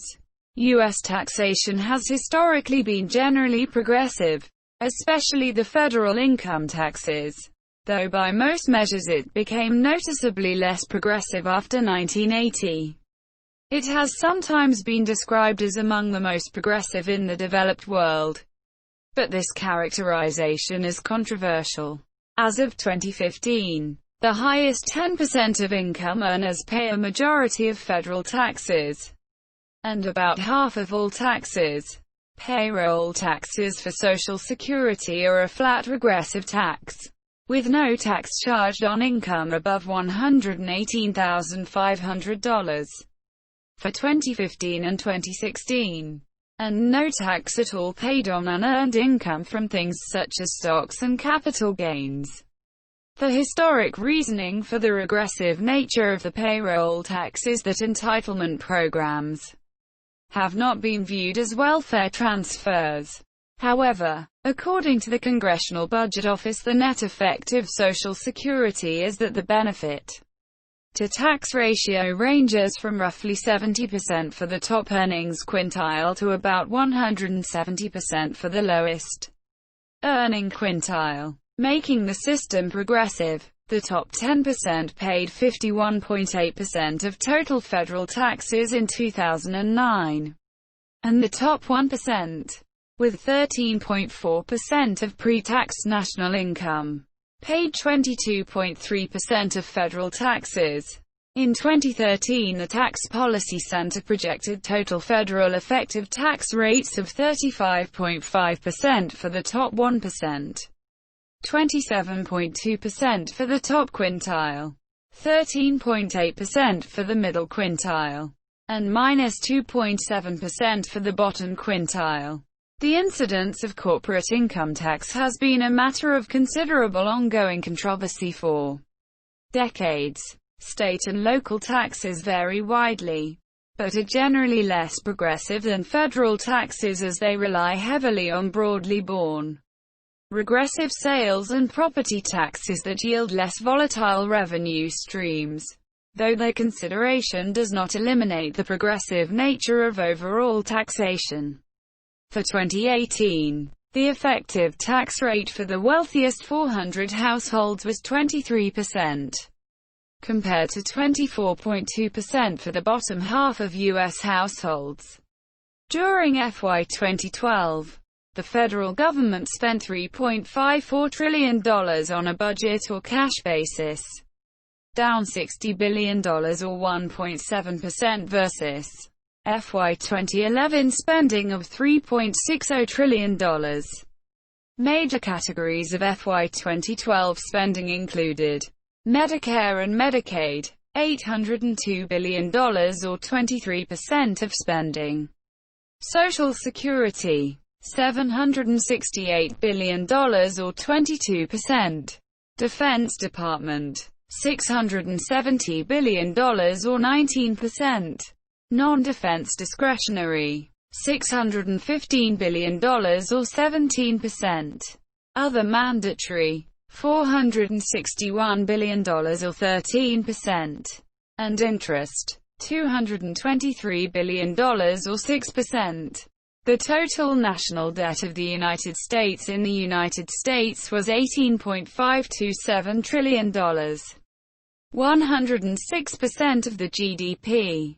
In 2014, the United States has the largest external debt in the world and the 34th largest government debt. As a percent of GDP in the world, the President is the Commander-in-Chief of the country's armed forces and appoints its leaders, the Secretary of Defense and the Joint Chiefs of Staff. The United States Department of Defense administers the armed forces, including the Army, Marine Corps, Navy, Air Force, and Space Force. The Coast Guard is run by the Department of Homeland Security in peacetime and by the Department of the Navy during times of war. In 2008, The armed forces had 1.4 million personnel on active duty. The reserves and National Guard brought the total number of troops to 2.3 million. The Department of Defense also employed about 700,000 civilians, not including contractors. Military service is voluntary, though conscription may occur in wartime through the selective service system. American forces can be rapidly deployed by the Air Force's large fleet of transport aircraft, the Navy's 11 active aircraft carriers, and Marine expeditionary units at sea with the Navy's Atlantic and Pacific fleets. The military operates 865 bases and facilities abroad, and maintains deployments greater than 100 active duty personnel in 25 foreign countries. The military budget of the United States in 2011 was more than $700 billion. 41% of global military spending and equal to the next 14 largest national military expenditures combined, at 4.7% of GDP. The rate was the second highest among the top 15 military spenders, after Saudi Arabia. U.S. defense spending as a percentage of GDP ranked 23rd globally in 2012 according to the CIA. Defense spending plays a major role in science and technology investment, with roughly half of U.S. federal research and development funded by the Department of Defense. Defense's share of the overall U.S. economy has generally declined in recent decades, from Cold War peaks of 14.2% of GDP in 1953 and 69.5% of federal outlays in 1954 to 4.7% of GDP and 18.8% of federal outlays in 2011. The proposed base Department of Defense budget for 2012, $553 billion, was a 4.2% increase over 2011. An additional $118 billion was proposed for the military campaigns in Iraq and Afghanistan. The last American troops serving in Iraq departed in December 2011. 4,484 service members were killed during the Iraq War. Approximately 90,000 U.S. troops were serving in Afghanistan in April 2012. By November 8, 2013, 2,285 had been killed during the war in Afghanistan. The country is one of the 5 recognized nuclear weapons states and possesses the second largest stockpile of nuclear weapons in the world. More than 90% of world's 14,000 nuclear weapons are owned by Russia and the United States. Law enforcement and crime. Law enforcement in the United States is primarily the responsibility of local police departments and sheriff's offices, with state police providing broader services. The New York Police Department, NYPD, is the largest in the country. Federal agencies such as the Federal Bureau of Investigation, FBI, and the U.S. Marshals Service have specialized duties, including protecting civil rights, national security and enforcing U.S. federal courts' rulings and federal laws. At the federal level and in almost every state, a legal system operates on a common law. State courts conduct most criminal trials while federal courts handle certain designated crimes as well as certain appeals from the state criminal courts. A cross-sectional analysis of the World Health Organization mortality database from 2010 showed that United States homicide rates were 7.0 times higher than in other high-income countries, driven by a gun homicide rate that was 25.2 times higher. Gun ownership rights continue to be the subject of contentious political debate. In 2016, the U.S. murder rate of 5.4 per 100,000 was similar to the estimated global average of 5.15 per 100,000. In 2017, there were 17,264 murders and the murder rate was 5.3 per 100,000. Regarding method of murder, 73% of murders were committed by firearm, 10% by knife and 17% by other means. The violent crime rose sharply in the 1960s until the early 1990s and declined in the late 1990s and 2000s.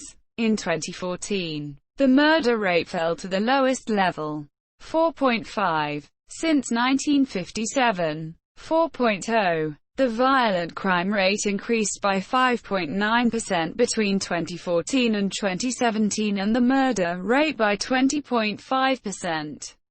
Of those arrested for serious violent crimes in 2017, 58.5% were white, 37.5% were black, 2.1% were American Indian or Alaska Native and 1.5% Asian. Ethnically, 23.5% were Hispanic and 76.5% were non-Hispanic. Gun violence peaked in 1993 with 17,125 gun murders before declining to 9,527 in 1999 and steadily rising since to 12,772. Non-gun murders reached a peak in 1980 of 8,340 and declined in most years until the early 2010s, with 4,668 in 2017. The rate of robberies declined 62% between 1990 and 2017. From 1980 through 2008, males represented 77% of homicide victims and 90% of offenders. Blacks committed 52.5% of all homicides during that span, at a rate almost 8 times that of whites. Whites includes most Hispanics, and were victimized at a rate 6 times that of whites. Most homicides were intraracial, with 93% of black victims killed by blacks and 84% of white victims killed by whites. In 2012, Louisiana had the highest rate of murder and non-negligent manslaughter in the U.S., and New Hampshire the lowest. The FBI's Uniform Crime Reports estimates that there were 3,246 violent and property crimes per 100,000 residents in 2012, for a total of more than 9 million total crimes.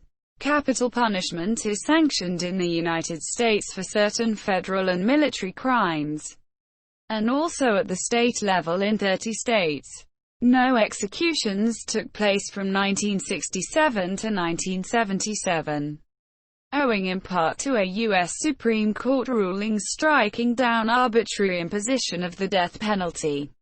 In 1976, the court ruled that, under appropriate circumstances, capital punishment may constitutionally be imposed.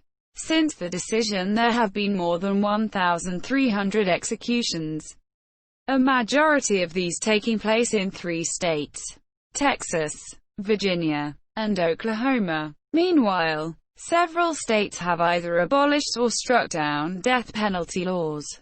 In 2015, the country had the 5th highest number of executions in the world, following China, Iran, Pakistan and Saudi Arabia. The United States has the highest documented incarceration rate and largest prison population in the world. As of 2020, the Prison Policy Initiative reported that there were some 2.3 million people in 1,833 state prisons, 110 federal prisons, 1,772 juvenile correctional facilities, 3,134 local jails, 218 immigration detention facilities, and 80 Indian country jails, as well as in military prisons, civil commitment centers, state psychiatric hospitals, and prisons in the U.S. territories.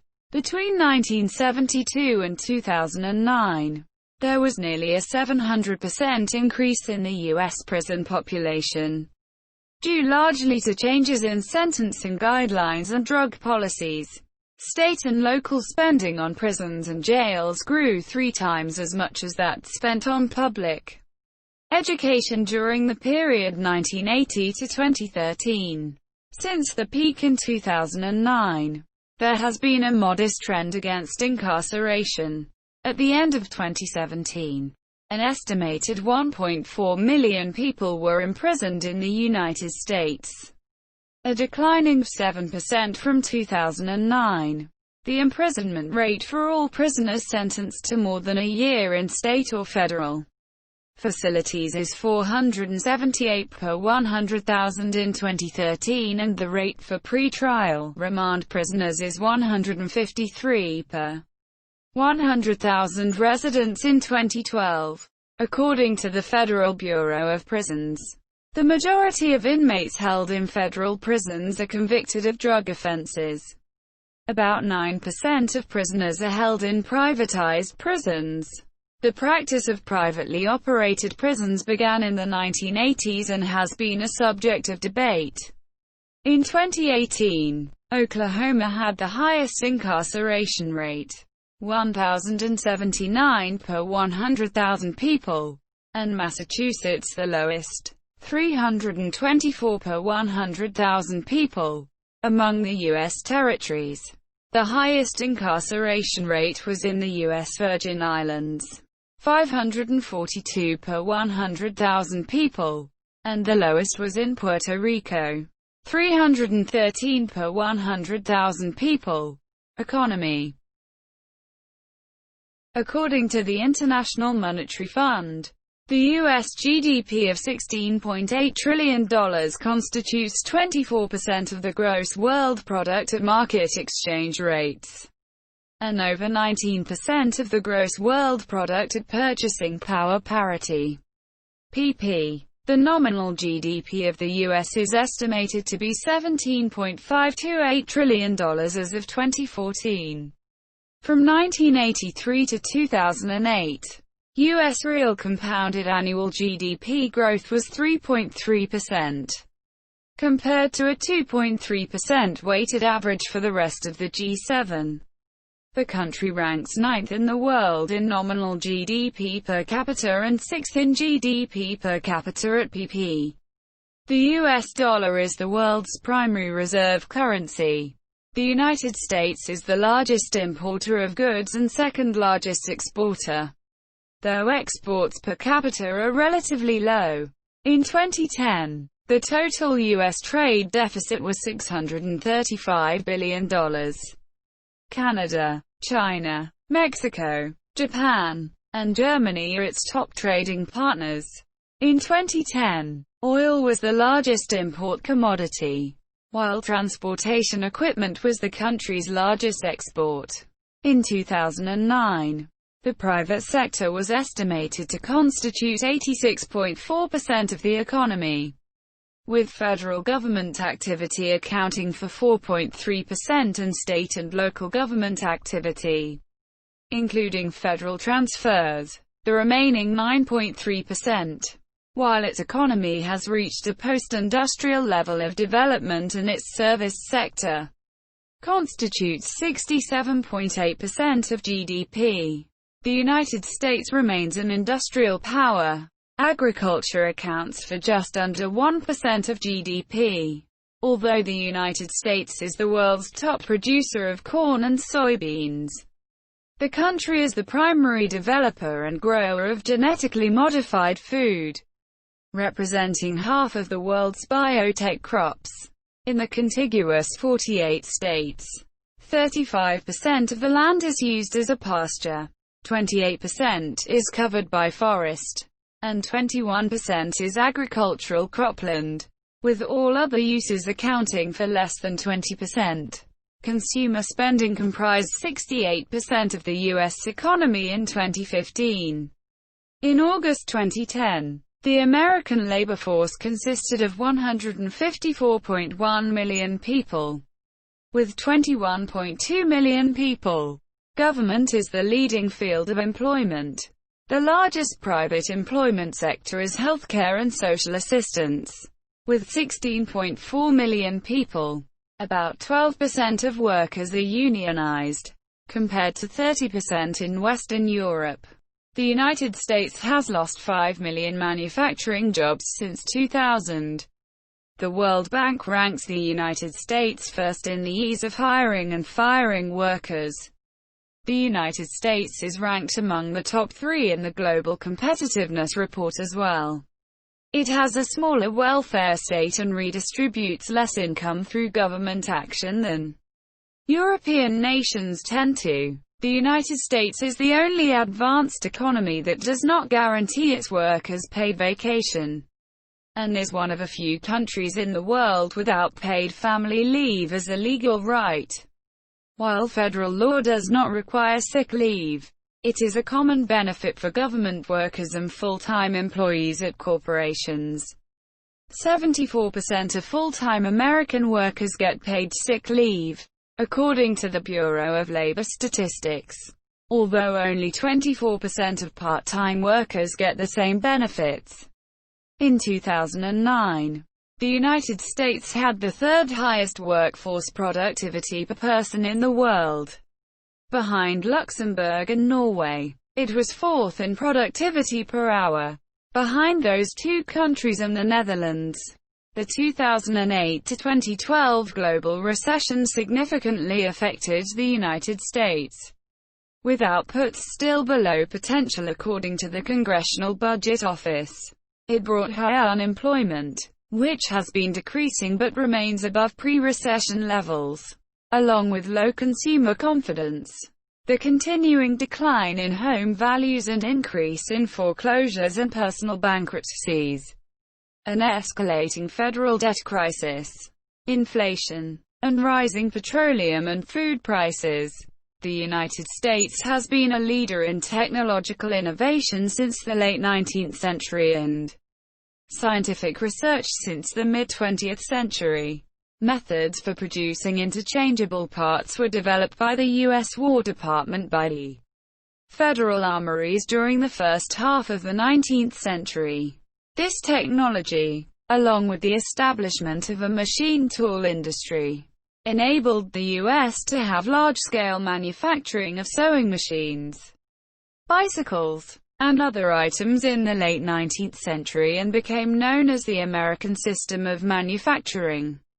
Factory electrification in the early 20th century and introduction of the assembly line and other labor-saving techniques created the system called mass production. In 1876, Alexander Graham Bell was awarded the first U.S. patent for the telephone. Thomas Edison's research laboratory, one of the first of its kind, developed the phonograph, the first long-lasting light bulb, and the first viable movie camera. The latter led to emergence of the worldwide entertainment industry. In the early 20th century, the automobile companies of Ransom E. Olds and Henry Ford popularized the assembly line. The Wright brothers, in 1903, made the first sustained and controlled heavier-than-air powered flight. The rise of fascism and Nazism in the 1920s and 1930s led many European scientists, including Albert Einstein, Enrico Fermi, and John von Neumann, to immigrate to the United States. During World War II, the Manhattan Project developed nuclear weapons, ushering in the atomic age, while the space race produced rapid advances in rocketry, materials science, and aeronautics. The invention of the transistor in the 1950s, a key active component in practically all modern electronics, led to many technological developments and a significant expansion of the U.S. technology industry. This, in turn, led to the establishment of many new technology companies and regions around the country such as Silicon Valley in California, advancements by American microprocessor companies such as Advanced Micro Devices, AMD, and Intel, along with both computer software and hardware companies that include Adobe Systems, Apple Inc., IBM, Microsoft, and Sun Microsystems created and popularized the personal computer. The ARPANET was developed in the 1960s to meet Defense Department requirements, and became the first of a series of networks which evolved into the Internet. These advancements then lead to greater personalization of technology for individual use. As of 2013, 83.8% of American households owned at least one computer, and 73.3% had high-speed internet service. 91% of Americans also own a mobile phone as of May 2013. The United States ranks highly among countries with regard to internet freedom, although internet freedom declined since 2016.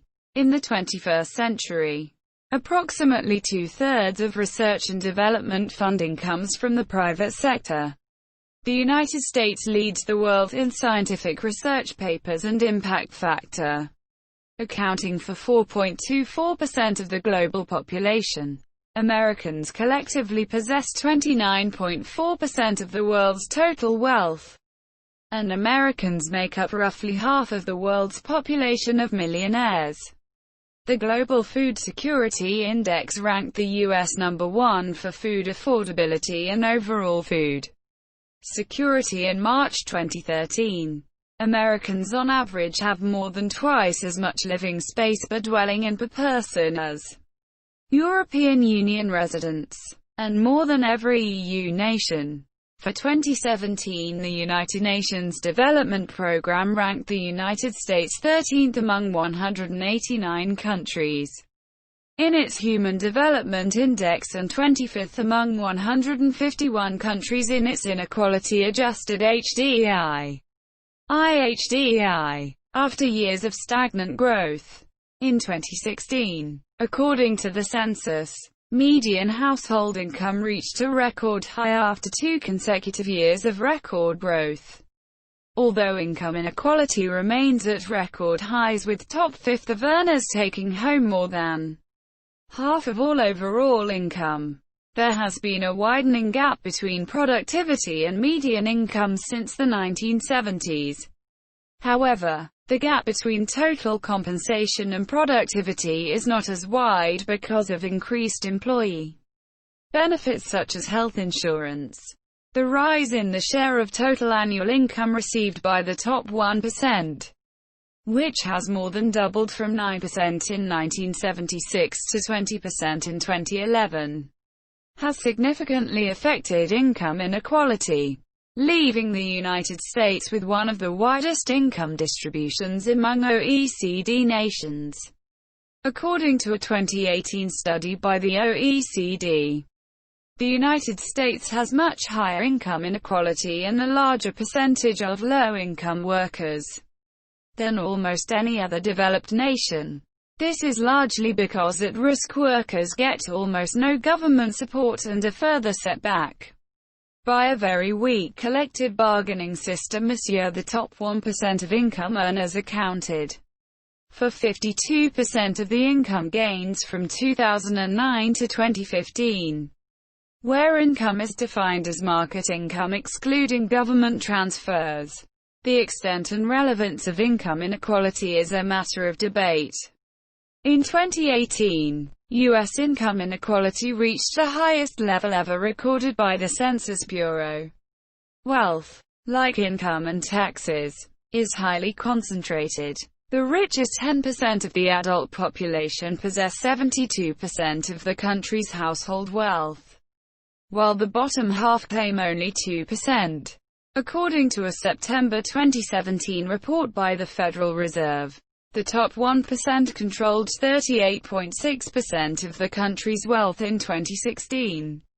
Between June 2007 and November 2008, the global recession led to falling asset prices around the world. Assets owned by Americans lost about a quarter of their value since peaking in the second quarter of 2007. Household wealth was down $14 trillion, but has since increased $14 trillion over 2006 levels. At the end of 2014, Household debt amounted to $11.8 trillion, down from $13.8 trillion at the end of 2008. There were about 578,424 sheltered and unsheltered homeless persons in the U.S. in January 2014, with almost two-thirds staying in an emergency shelter or transitional housing program this year. In 2011, 16.7 million children lived in food-insecure households, about 35% more than 2007 levels, though only 1.1% of U.S. children, or 845,000, saw reduced food intake or disrupted eating patterns at some point during the year, and most cases were not chronic. According to a 2014 report by the Census Bureau, 1 in 5 young adults lived in poverty, up from 1 in 7 in 1980. As of September 2017, 40 million people, roughly 12.7% of the U.S. population, were living in poverty, with 18.5 million of those living in deep poverty, a family income below one-half of the poverty threshold. In 2016, 13.3 million children were living in poverty, which made up 32.6% of the impoverished population. In 2017, the region with the lowest poverty rate was New Hampshire, 7.3%, and the region with the highest poverty rate was American Samoa, 65%. Among the states, the highest poverty rate was in Mississippi, 21.9%. According to the UN, around 5 million people in the U.S., 1.5%, live in third world conditions. Infrastructure. Personal transportation is dominated by automobiles, which operate on a network of 4 million miles, 6.4 million kilometers, of public roads, including one of the world's longest highway systems at 57,000 miles, 91,700 kilometers. The world's second largest automobile market, the United States has the highest rate of per capita vehicle ownership in the world, with 765 vehicles per 1,000 Americans. 1996. About 40% of personal vehicles are vans, SUVs, or light trucks.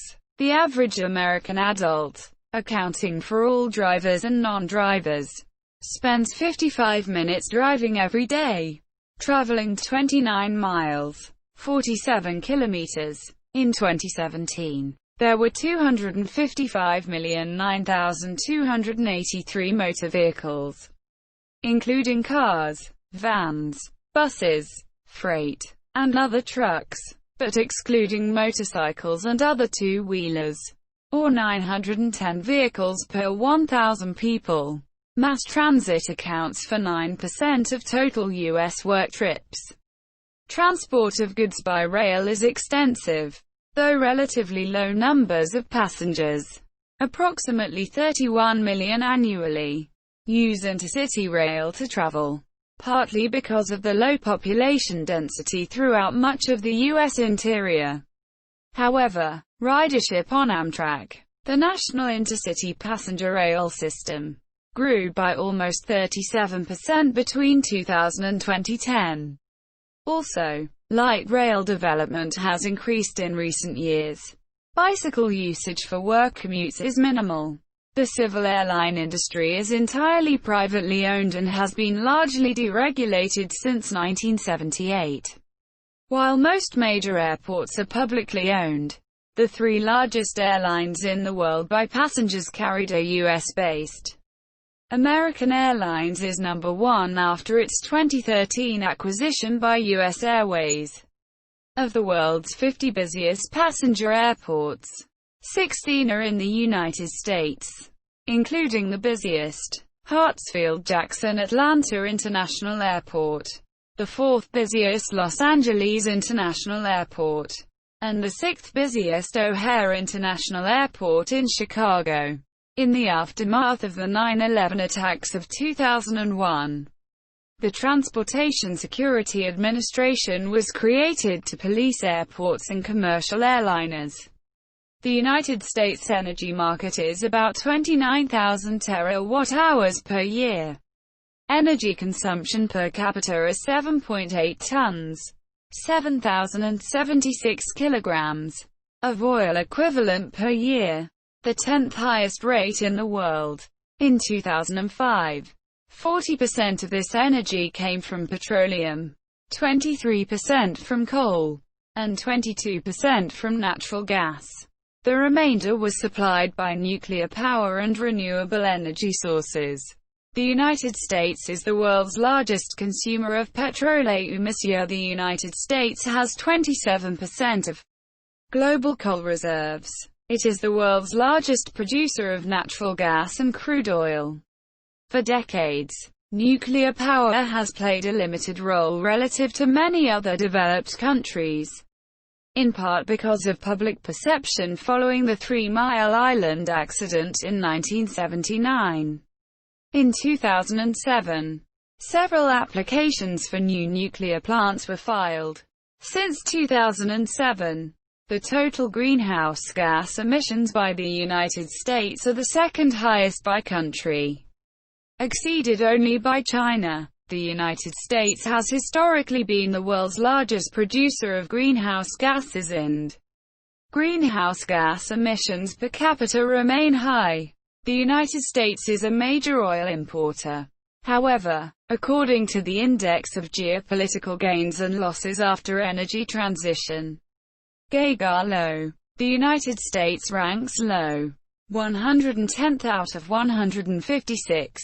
Among nations that would gain considerable advantages from a marked transition to renewables. Issues that affect water supply in the United States include droughts in the West, water scarcity, pollution, a backlog of investment, concerns about the affordability of water for the poorest, and a rapidly retiring workforce. Increased variability and intensity of rainfall as a result of climate change is expected to produce both more severe droughts and flooding, with potentially serious consequences for water supply and for pollution from combined sewer overflows. Culture. The United States is home to many cultures and a wide variety of ethnic groups, traditions, and values. Aside from the Native American, Native Hawaiian, and Native Alaskan populations, nearly all Americans or their ancestors settled or immigrated within the past 5 centuries. Mainstream American culture is a Western culture largely derived from the traditions of European immigrants with influences from many other sources, such as traditions brought by slaves from Africa.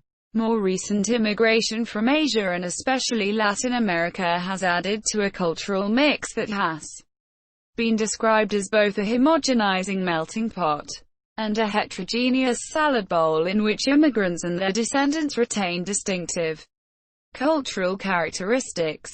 Core American culture was established by Protestant British colonists and shaped by the frontier settlement process, with the traits derived passed down to descendants and transmitted to immigrants through assimilation. Americans have traditionally been characterized by a strong work ethic, competitiveness, and individualism, as well as a unifying belief in an American creed emphasizing liberty, equality, private property, democracy, rule of law, and a preference for limited government. Americans are extremely charitable by global standards. According to a 2006 British study, Americans gave 1.67% of GDP to charity, more than any other nation studied, more than twice the second-place British figure of 0.73%, and around 12 times the French figure of 0.14%. The American dream, or the perception that Americans enjoy high social mobility, plays a key role in attracting immigrants. Whether this perception is realistic has been a topic of debate. while mainstream culture holds that the United States is a classless society. Scholars identify significant differences between the country's social classes, affecting socialization, language, and values. Americans' self-images, social viewpoints, and cultural expectations are associated with their occupations to an unusually close degree.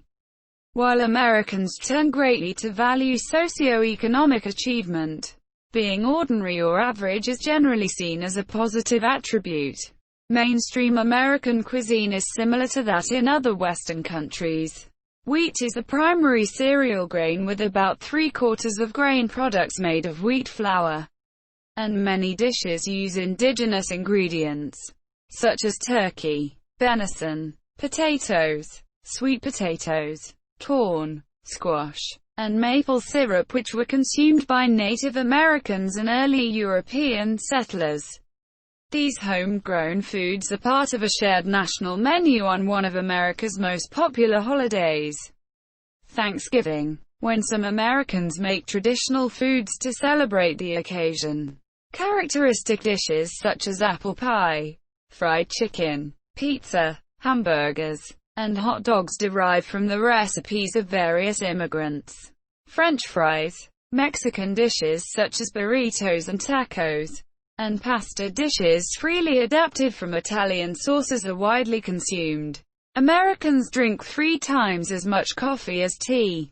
Marketing by U.S. industries is largely responsible for making orange juice and milk ubiquitous. Breakfast beverages. American eating habits owe a great deal to that of their British culinary roots, with some variations. Although American lands could grow newer vegetables that Britain could not, most colonists would not eat these new foods until accepted by Europeans.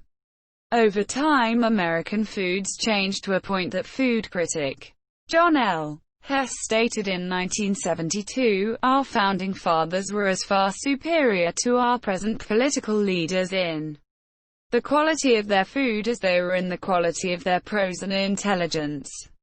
The American fast food industry, the world's largest, pioneered the drive-through format in the 1940s.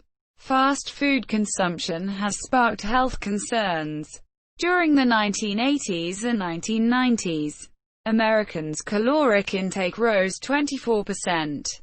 Frequent dining at fast food outlets is associated with what public health officials call the American obesity epidemic. Highly sweetened soft drinks are widely popular, and sugared beverages account for 9% of American caloric intake. In the 18th and early 19th centuries, American art and literature took most of its cues from Europe.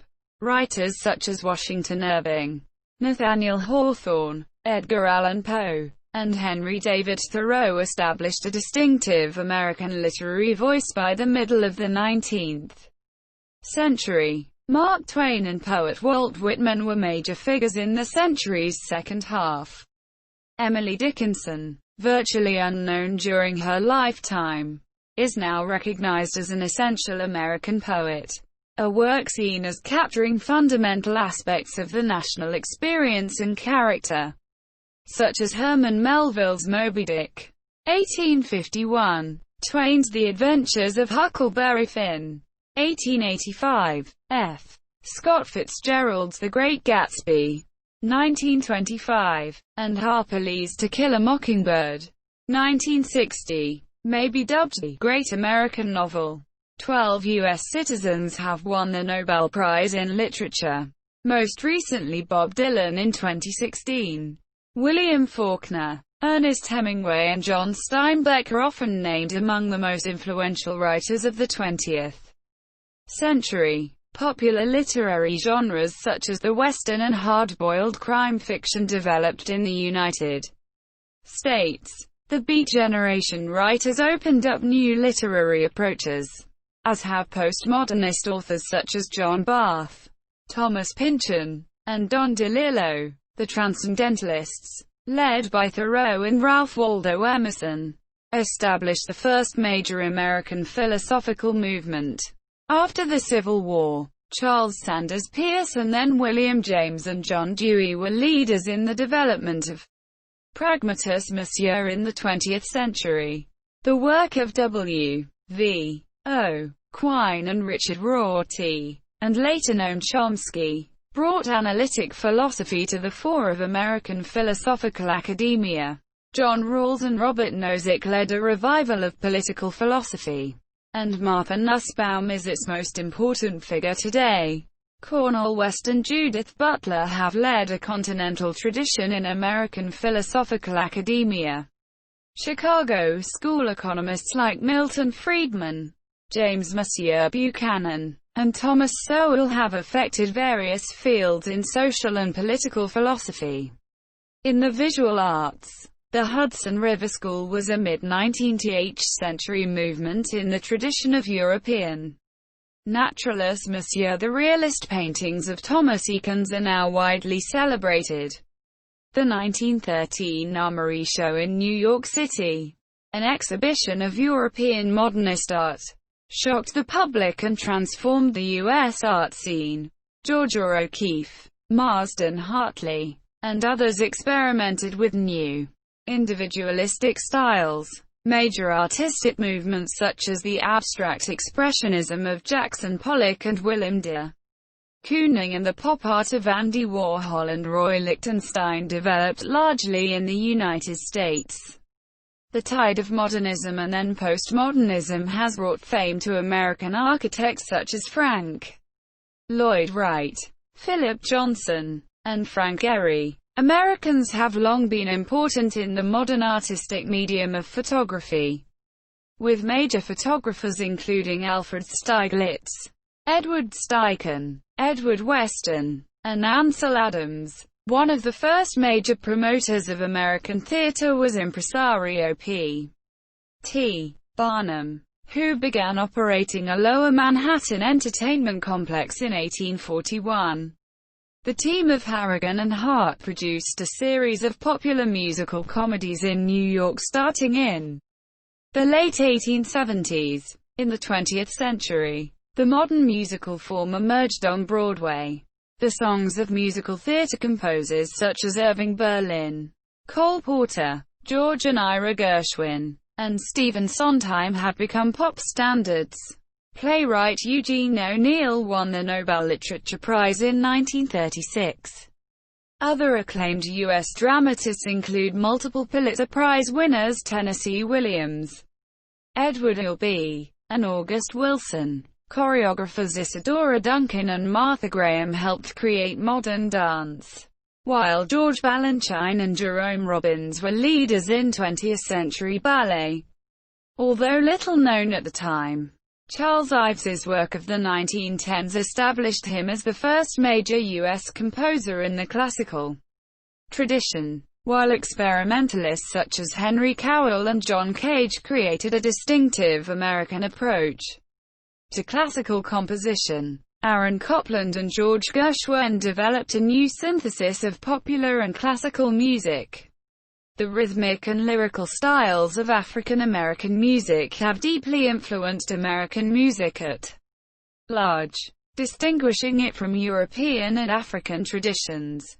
Elements from folk idioms such as the blues and what is now known as old-time music were adopted and transformed into popular genres with global audiences.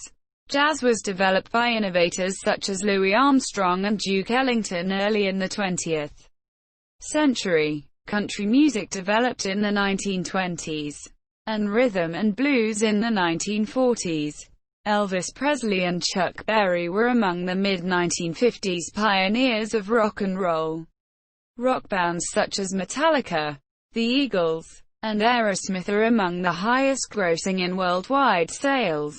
In the 1960s, Bob Dylan emerged from the folk revival to become one of America's most celebrated songwriters, and James Brown led the development of funk. More recent American creations include hip-hop and house music.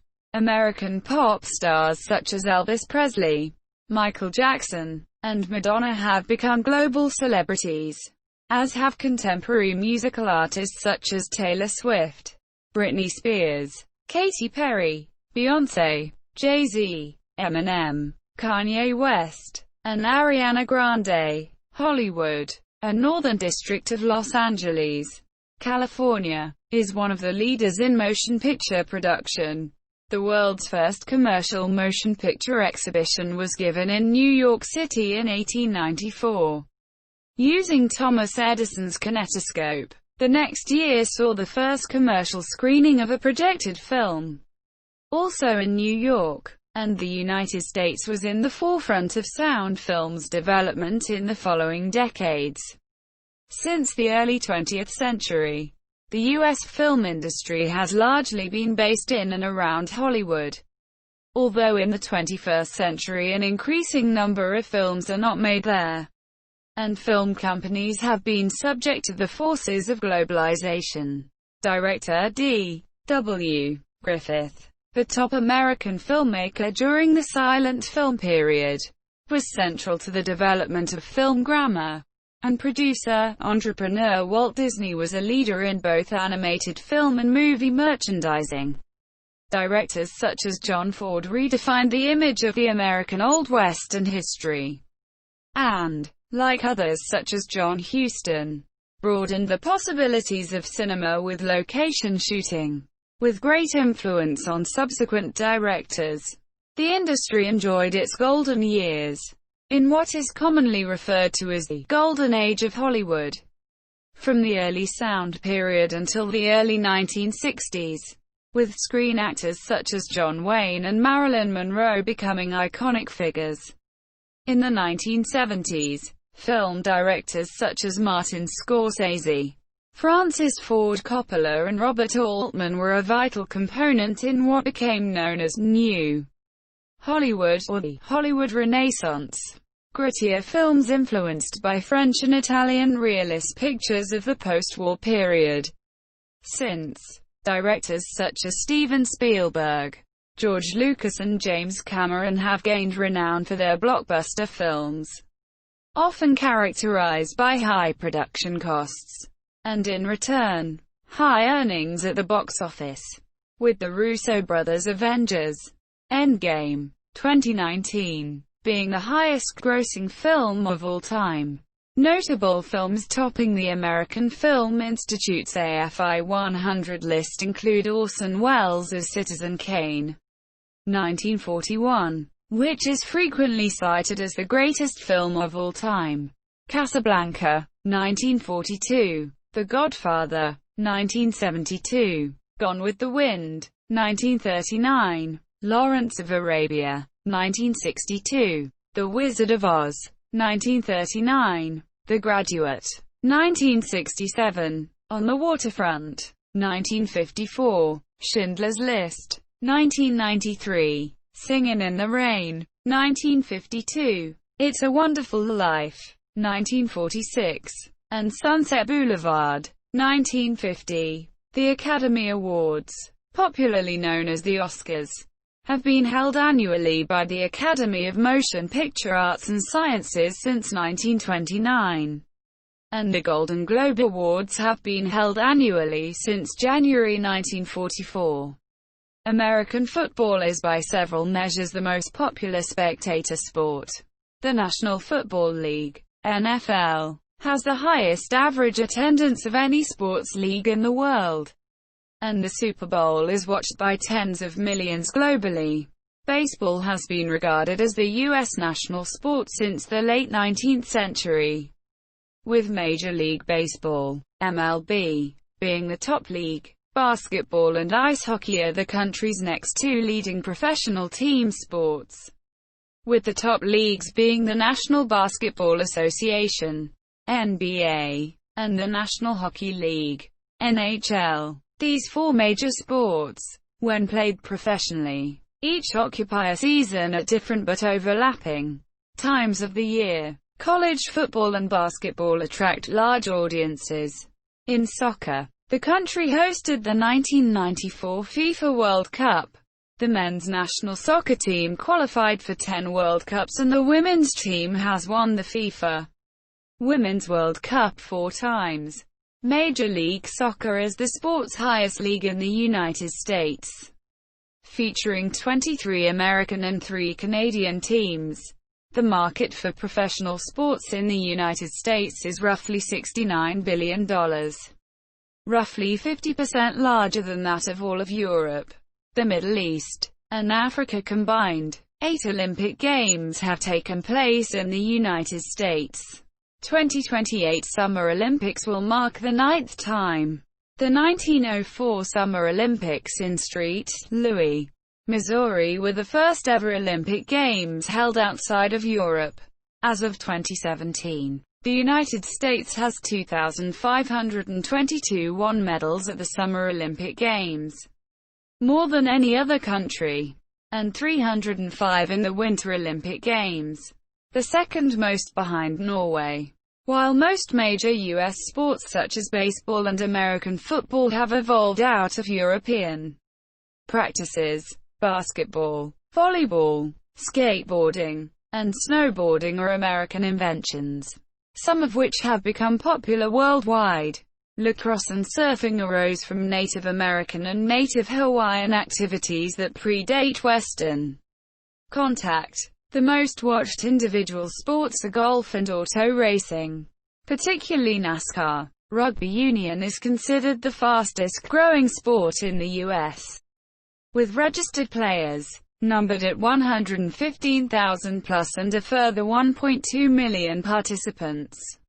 The 4 major broadcasters in the U.S. are the National Broadcasting Company, NBC, Columbia Broadcasting System, CBS, American Broadcasting Company, ABC, and Fox Broadcasting Company, Fox. The 4 major broadcast television networks are all commercial entities. Cable television offers hundreds of channels catering to a variety of niches. Americans listen to radio programming, also largely commercial, on average just over 2.5 hours a day.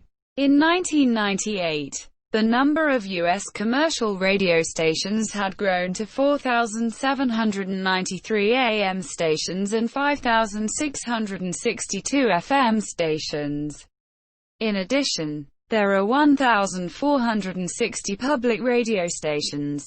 Most of these stations are run by universities and public authorities for educational purposes and are financed by public or private funds, subscriptions, and corporate underwriting. Much public radio broadcasting is supplied by NPR, formerly National Public Radio. NPR was incorporated in February 1970 under the Public Broadcasting Act of 1967. Its television counterpart, PBS, was also created by the same legislation. NPR and PBS are operated separately from each other. As of September 30, 2014, there are 15,433 licensed full-power radio stations in the U.S. according to the U.S. Federal Communications Commission, FCC. Well-known newspapers include The Wall Street Journal, The New York Times, and USA Today. Although the cost of publishing has increased over the years, the price of newspapers has generally remained low, forcing newspapers to rely more on advertising revenue and on articles provided by a major wire service, such as the Associated Press or Reuters, for their national and world coverage. With very few exceptions, all the newspapers in the U.S. are privately owned, either by large chains such as Gannett or McClatchy, which own dozens or even hundreds of newspapers, by small chains that own a handful of papers, or in a situation that is increasingly rare, by individuals or families. Major cities often have alternative weeklies to complement the mainstream daily papers. For example, New York City's The Village Voice or Los Angeles' LA Weekly, to name 2 of the best-known. Major cities may also support a local business journal, trade papers relating to local industries, and papers for local ethnic and social groups. Early versions of the American newspaper comic strip and the American comic book began appearing in the 19th century. In 1938, Superman, the comic book superhero of DC Comics, developed into an American icon. Aside from web portals and search engines, the most popular websites are Facebook, YouTube, Wikipedia, Yahoo, eBay, Amazon, and Twitter. More than 800 publications are produced in Spanish, the second most commonly used language in the United States behind English. Further reading. Internet sources. External links.